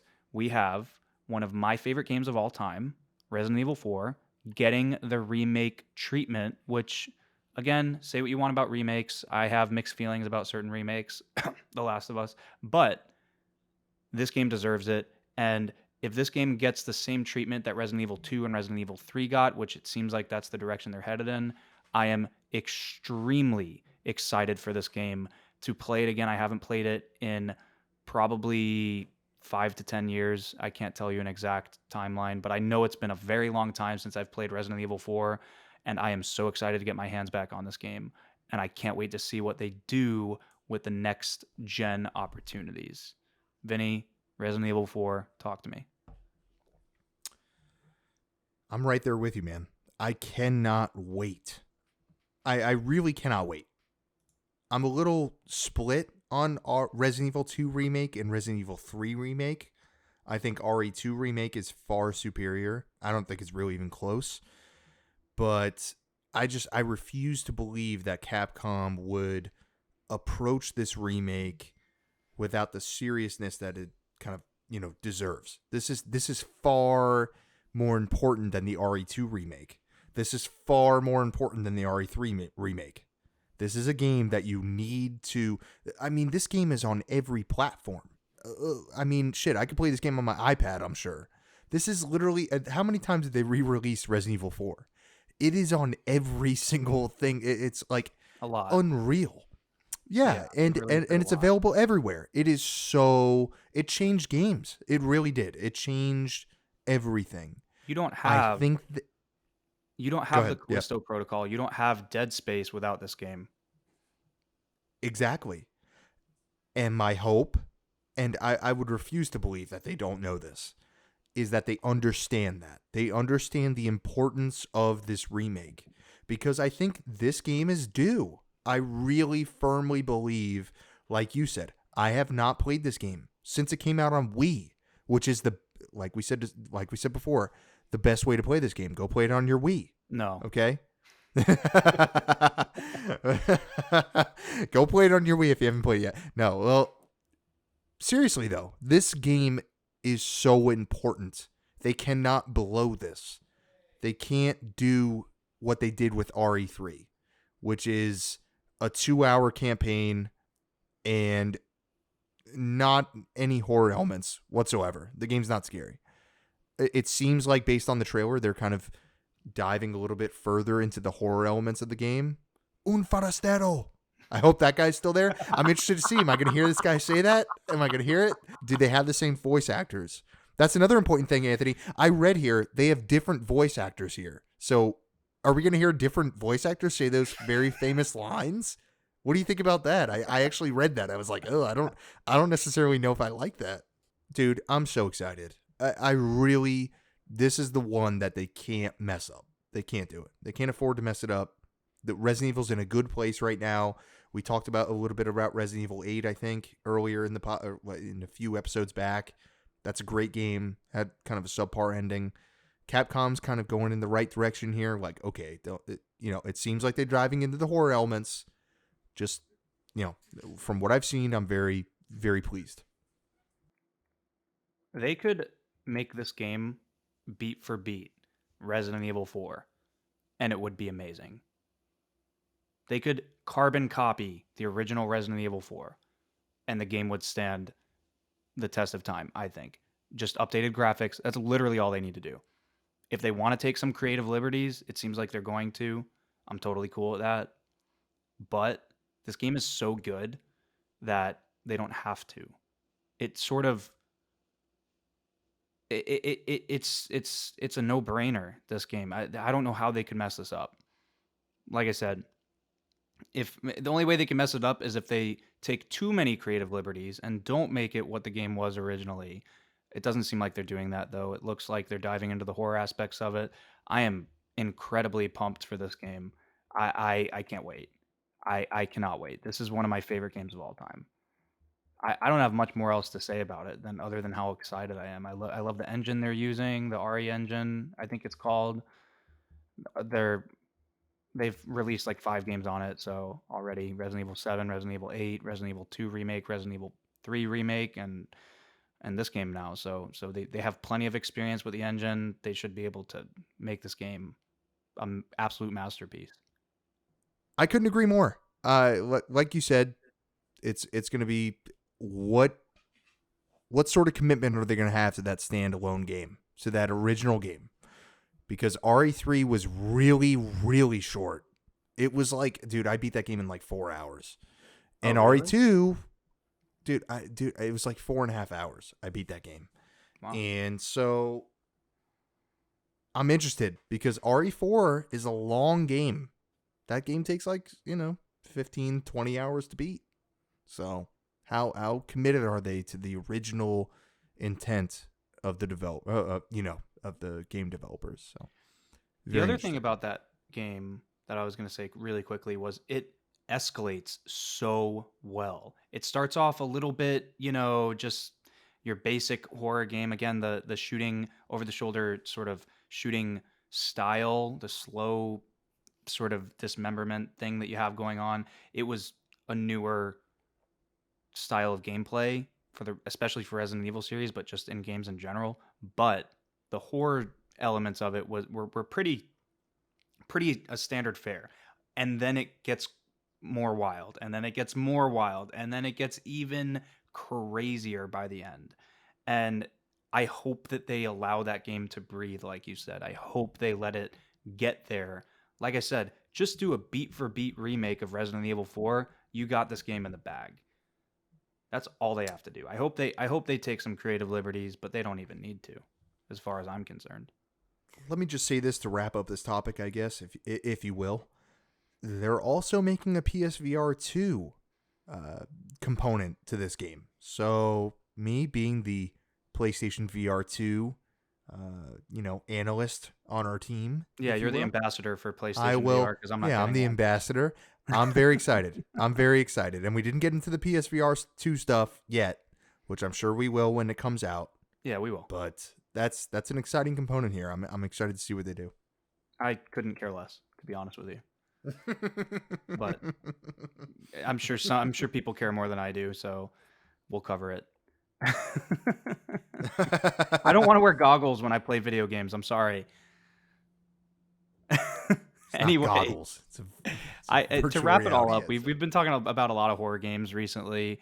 So to wrap it all up, I'm going to pivot here, and we're going to talk about, yes, Nickelodeon All-Star Brawl again. This game, finally, shortly after we talked about it, actually, I think that they heard us. I think that they were listening to the podcast, Vinny, because they did it. They added voice acting to the game.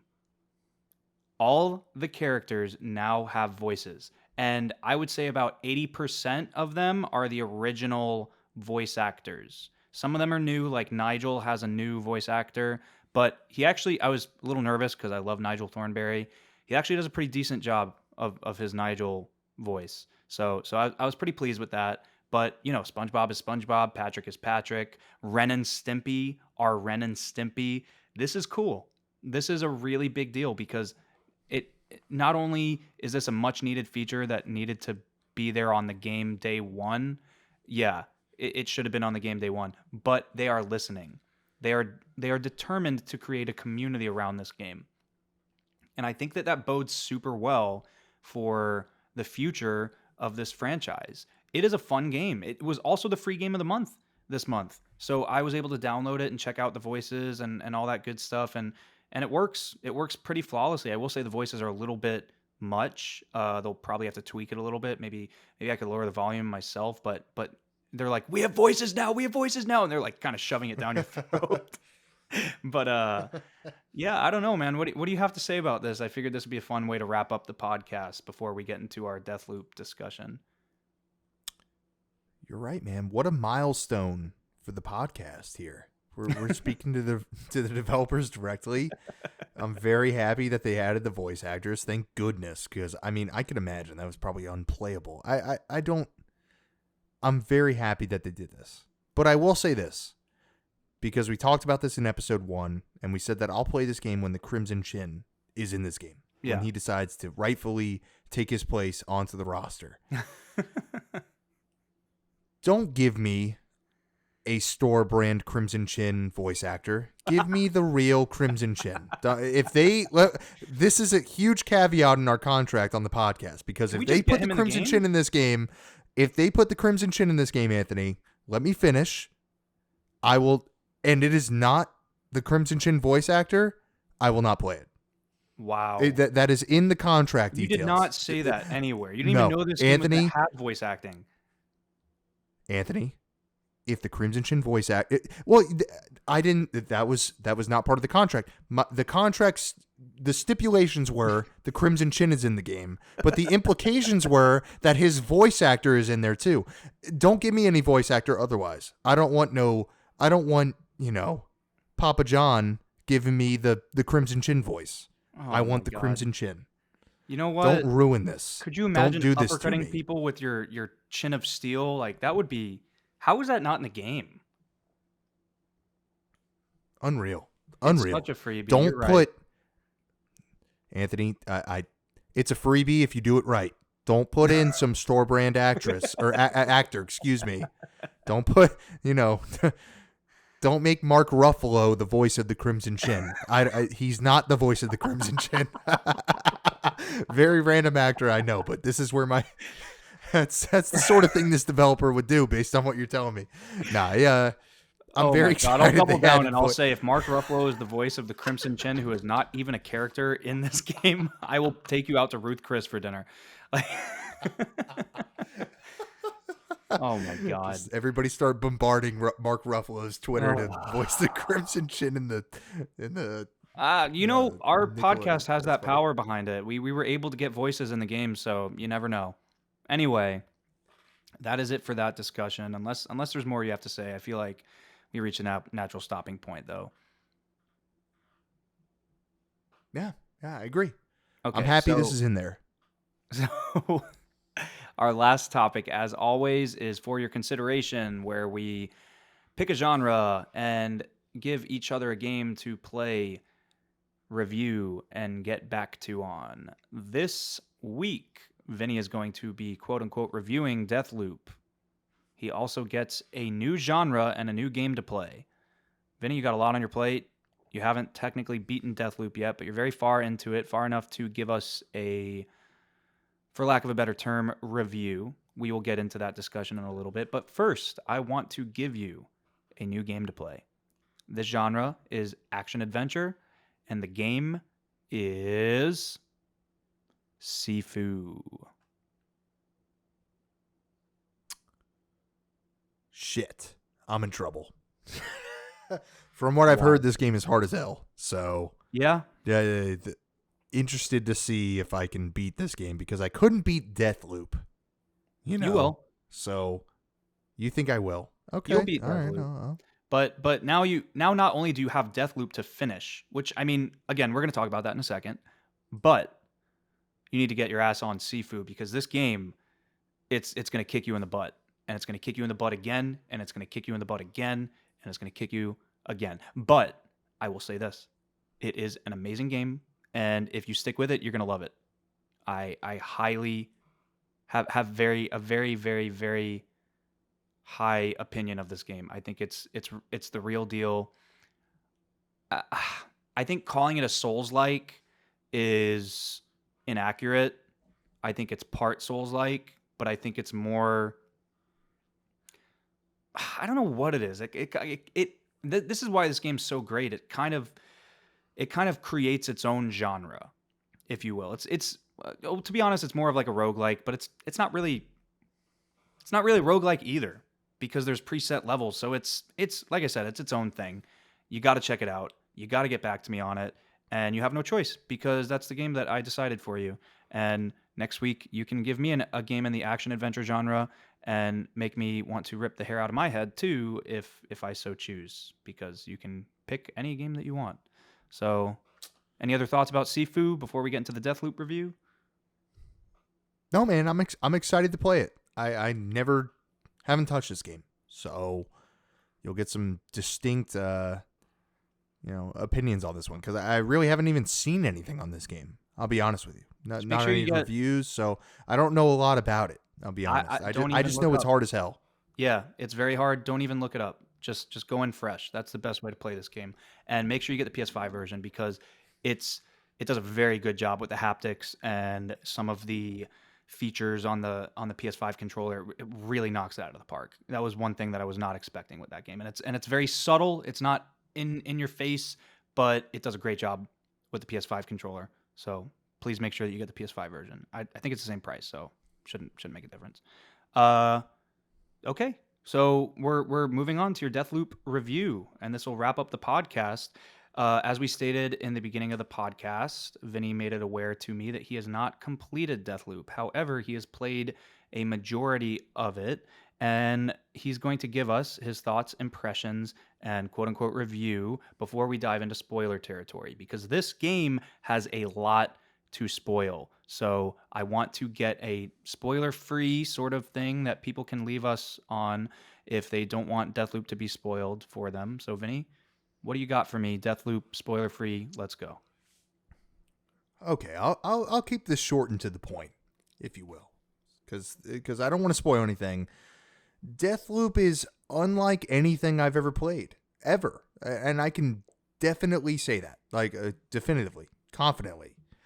This is an awesome game. For those of you that have not bought Deathloop yet, that have not played it, that don't know anything about it, and that are kind of hesitant to kind of play it, even for those of you that have played it but didn't like it, which was me, I played this game for 30 minutes and I didn't like it. That was my immediate impression of the game. I didn't enjoy it. I was a little confused as to what the hell was going on. It's a little overwhelming, right? At the onset of the game. A lot of mechanics early on. Just stick with it. Stick with this game. It is fantastic. It is honestly just an amazing gaming experience. It is really just so unique. Anybody that has, maybe dove into this game, I can't emphasize that enough, because I dove into this game for 30 minutes. It was too much for me. It was a little overwhelming. Please go back and play this game. This game is fantastic. Those of you that have not played it, it's got to be on sale, right? There's no way this game costs $70 right now. It's got to be like $30, $45, $50. Go buy this game. This game is really special, like really unique. We're talking like really, really special. Like holds like a special place in my heart. Like genuinely, this game is really good. And I know I haven't beat it yet. That's because I haven't had the time. But that's sort of... I don't want to spoil anything. I feel like if I get into anything, it's going to spoil the gameplay. Okay? But for those of you that are new, that are kind of going out on a limb here, just kind of... I don't want to say force yourself through the first 2 hours. Try to genuinely understand the elements of this game. Because... it really pays off. in the long term. Once you're 2-3 hours into this game, you're going to be having just so much fun. It really is that good.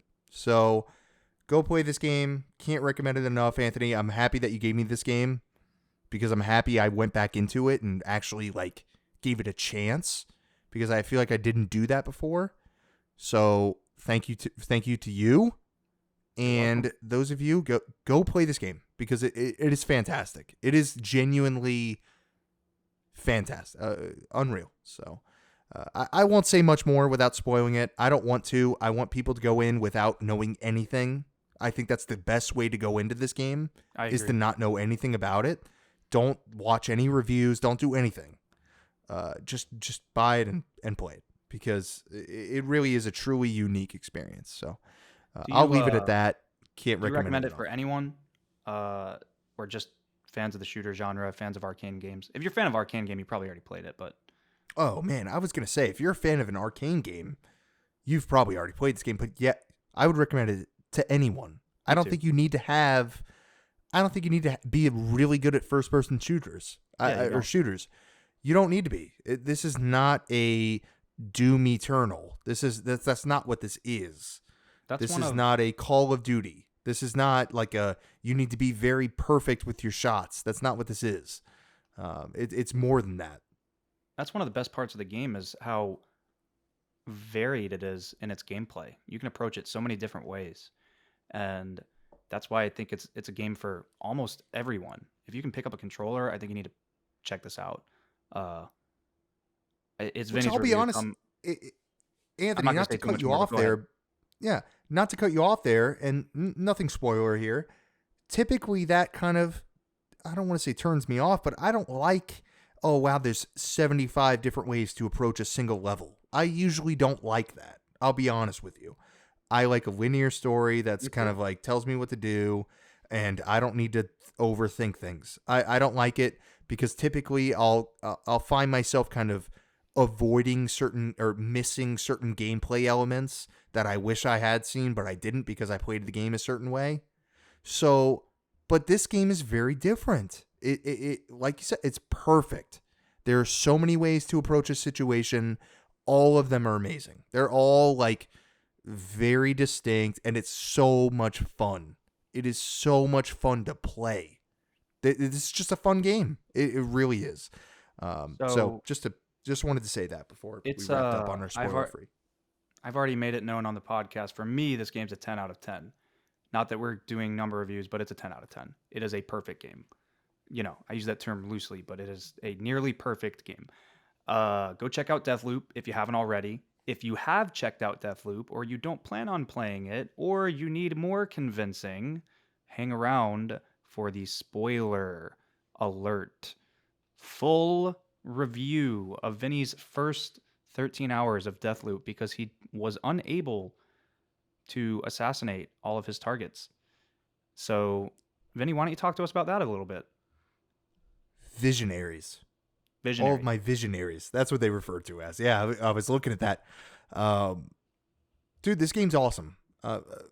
So now I can kind of speak to the game itself, which I'm very happy about because I didn't want to spoil anything for people going in because I think that's the right way to go into it because I didn't know a lot about this game. And I think we had discussed this briefly on the previous podcast, which was I played this game for 30 minutes and I was a little bit turned off by the sort of tutorial of how you play the game. It was a lot of text, a lot of different variables to this game. There's so many different things to this game. I mean, a lot of stuff that you've never really heard of in an FPS, right? So, what do they refer to them as? The powers. There's different types of powers. There's a time loop that's going on in the game that you don't really understand. And it kind of throws everything out at you at once, I'll be honest with you, which was it was a little overwhelming at first. But once slabs, excuse me, not powers, slabs. You get different slabs, which are, your different powers. And then your residium. There's a lot of terms that you just had never really heard of in an FPS that could be really overwhelming, I think, to the player initially. But I kind of sat down and I said, okay, let me actually try to understand what the hell is going on in this game. That's basically what I did when you had recommended it to me for the, for your consideration part of our podcast. And damn, this game is so much fun. It is awesome. I'm shocked that they were able to make kind of the same, I don't even know how to describe it, just the same gameplay elements over and over again, kind of the characters, the AI in the same place, every part of a time loop. You're kind of playing detective, understanding when you need to kill these visionaries to kind of break the loop. One thing that I will say is what's awesome about this game is the writing. I think the writing in this game is a 10 out of 10. I think this is one of the best written games that this is one of the best written games I've ever played. I agree. I think Colt as a character is awesome. I love Colt. I think he's so cool. I love Juliana. I think she is awesome too. I also love the way that this game uses the DualSense. That was the next thing I was going to say. Awesome. It's so good. It is the best example, other than Returnal, the best example of using the DualSense in any game. And it's so subtle. It's so subtle in how good it uses that DualSense. The way that Juliana's voice recordings and her communication with you comes through the speakers and the remote. I know you could do that in the PS4, but it's just, I don't know, that combined with the haptics just really blew me away. And the triggers, the triggers on the DualSense in that game, it's perfect because it's not too much, but it's not too little. It's just substantial enough. It is. Go on, though. I'm sorry. And that was the one thing. No, you're fine. Because I was kind of thinking to myself, like, how is this next gen? And what sort of... because this game is not playable on PS4. It's not. It's not available on PS4. But what sort of elements to this game are next gen? And it's the controller. That's the most next gen aspect of this game. I firmly believe that. I think contextually or kind of, from a gameplay standpoint, it probably maybe could run on your PS4. Yeah. Right? Yeah. But it's not going to feel the same. The controller just, my goodness, adds so much to this game. I can't speak enough to the writing. I think the writing is amazing. I would also say this, that the developers kind of they've kind of thought of every possibility. And I constantly found myself saying, oh shit, okay, this is actually adds up. Like, this actually makes sense. Right. And you're kind of like taken aback, like, okay, 2 days, like, you're kind of playing detective and everything kind of lines up with how you're putting the pieces together. There's no situation where I'm like, the game's kind of BSing me, or it just makes sense. Every aspect of this game makes sense. And I've really never played anything like this where you're in this time loop. Midday, everything is the same. Everything runs the exact same every midday or afternoon, right? And every night, everything runs the exact same. It's such a fascinating game that I've just never played something like this before. And it's a lot of fun to kind of, discover, like, oh, okay, like these two visionaries are in the same at the same place at the same time. And you're kind of uncovering that mystery of, okay, like, I know to kill them at the same time in the afternoon, those two. And dude, it is so well thought out. And that's why I speak to the writing. Dude, it's so good. I can't emphasize this enough. I think it has... My problem with the game initially was that from an FPS standpoint, it's not very fluid. It feels very heavy. Oh, man. But that's intentional. It is intentional. I totally disagree. I think the shooting is some of the tightest I've ever played in an FPS. It's like interesting. Perfect. Yeah, I thought it was interesting. Great. I think the game that I kind of went to when I was playing it was, I don't want to say very Killzone 2, where it's very heavy. You know, like That's an heavy, like insult. the no, I loved Killzone 2. So, I and don't like Killzone the 2 was heavy gameplay. on purpose. I And didn't you know get how that everything though. kind of like interesting I didn't get that at because all. I think I thought it was fast. certain weapons, that's interesting because I think certain weapons are fast, but not all of them. What was your favorite And I weapon? think like, oh, I had a weapon. I think it's called the Bang. Boy, I don't know the weapon name. It's a pistol that has more damage as you mark enemies. It's like a Interesting. one-shot pistol essentially, Interesting. and it's so good. But the LMGs kind of have some heft to them.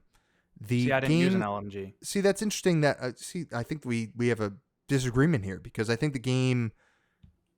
I don't want to say it's like Fallout because Fallout I don't think was from a gameplay standpoint very great. I think the vault system was kind of necessary because of the lack of, precision in the gunplay. Yeah.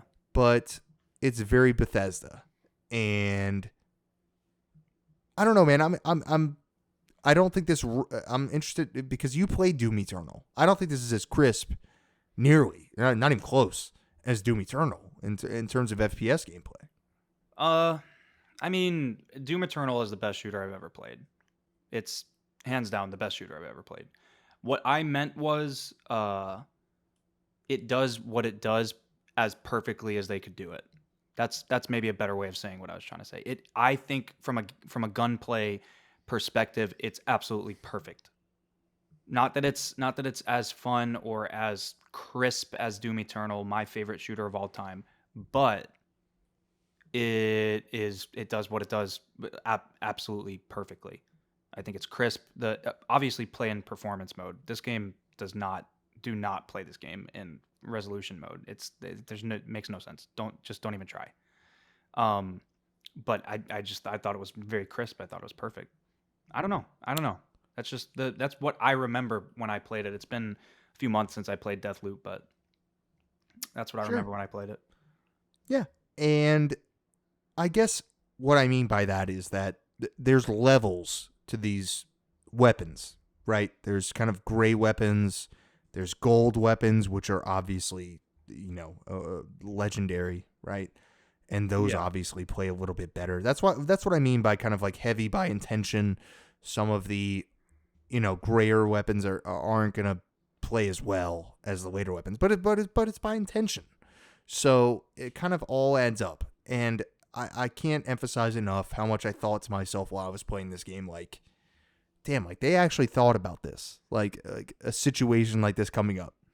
Yeah. And it is so funny, man, because it's truly an accomplishment, this game. It really is because it's such a simple, I don't want to say a simple concept, but it's really just you're going through the same day over and over and over again, right? That's basically the gameplay here. But there's so many layers to what they did here. What And dude, really yeah. what really gets me about this game is how well they balance the persistent elements and the new elements. Because there's obviously the persistence of the loop that you're talking about, and you have to kill the same visionaries in the same day in different ways, but you have to do it in a certain way. And if you haven't played it and you're still listening because you don't care about spoilers, you have to kill all the visionaries in one day to break the loop. That's pretty much the gist of it. So you kill them at the same time of day each and every time, and that's persistent.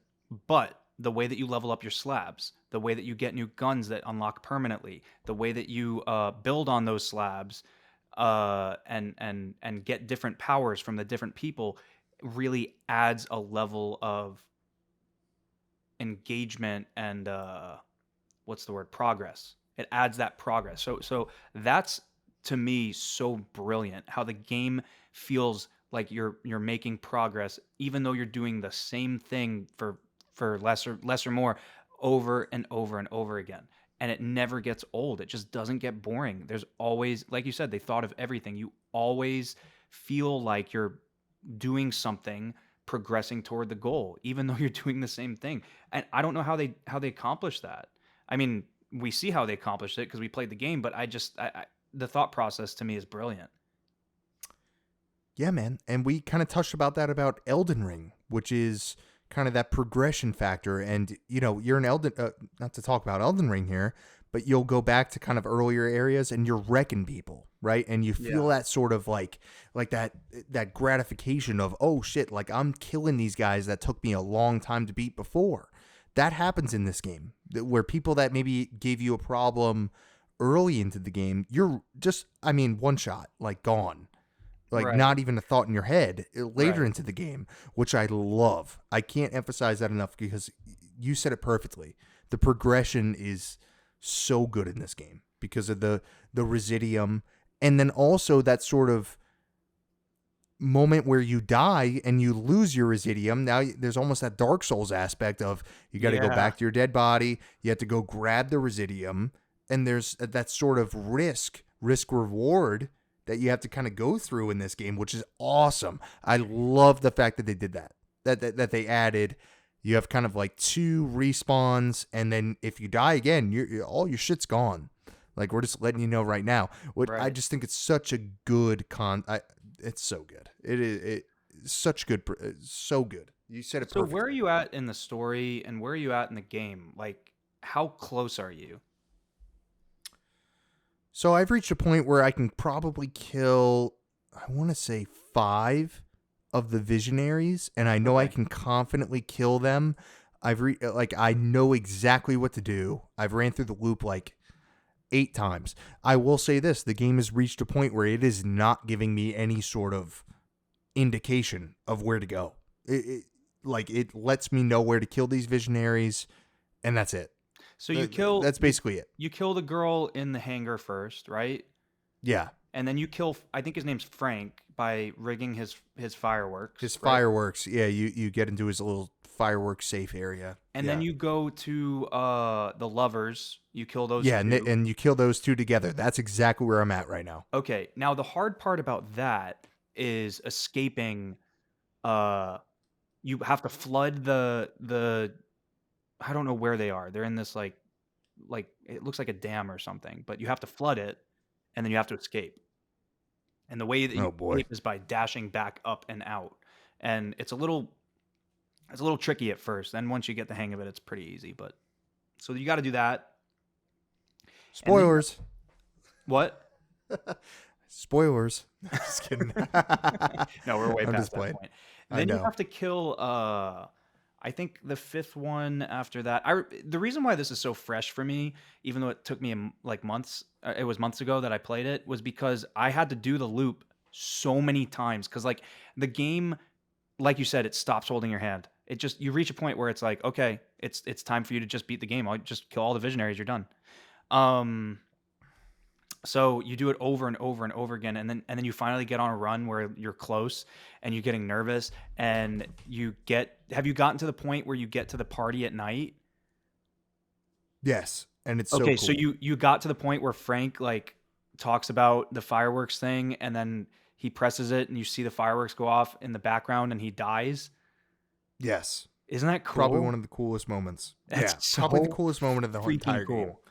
So cool. So well scripted, like just such a creative way like so, oh my goodness. Yeah, It is so such a cool. It's one of those moments in a video game where like this is fucking cool. yeah, you're like, how did they bring this all Yeah. together? And then, okay, so you got him, you got those two girls. You have to get Wenji to go to the party.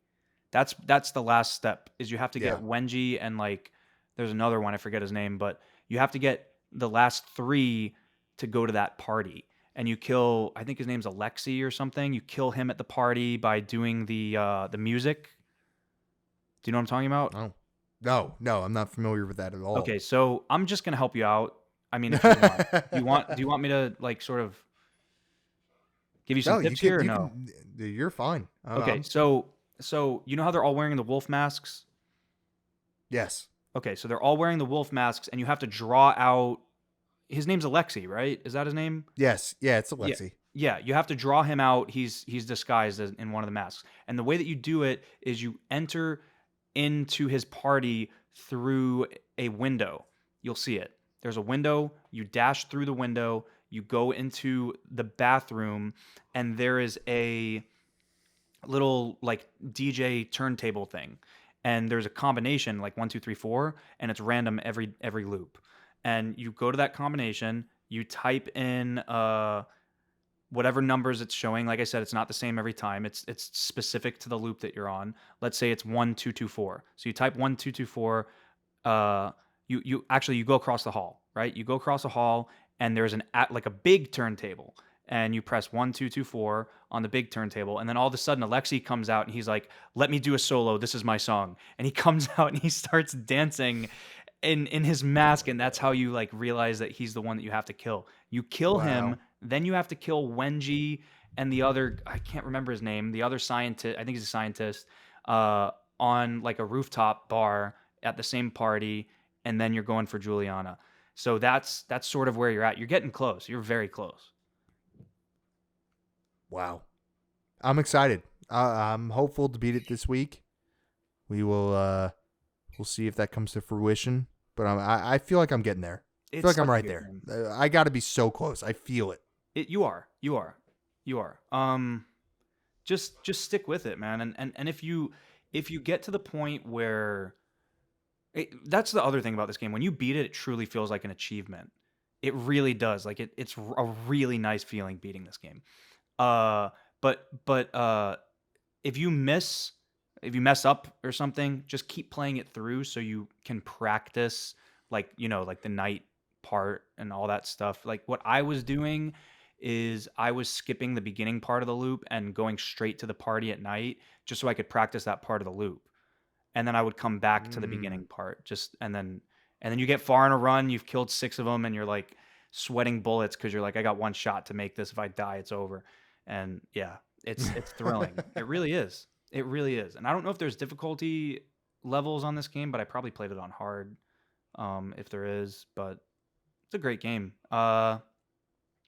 Hopefully you beat it by next week, and hopefully you can sort of wrap up your thoughts on it. I think that everything you said sort of stands in my opinion too, and I think that you've definitely given us enough to give us your impressions and sort of call whether you recommend this game or not. I think you've made it abundantly clear that you recommend this game, and I think that it's really sad. It's sad that this is going to be probably the last Arcane game on Sony consoles. What do you think about that? Yeah, man, it's a heartbreaker. It really is. It's very upsetting that this is it. This is I don't think that it's a possibility. I think it's done. I don't think we're gonna see one of these ever again. Yeah. Firmly. And this is not a big enough franchise for them to release it on PS6 whenever the hell Deathloop 2 comes out. I doubt they do a sequel based on what I've played so far.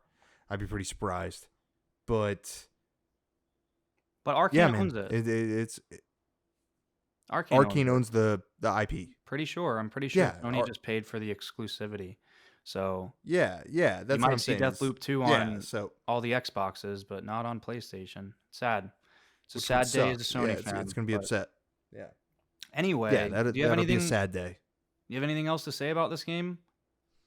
No, man. Okay. Just go out and buy this game, play this game. It is really, I'm believing the hype that this game came out. We saw all 10 out of 10s on virtually every website.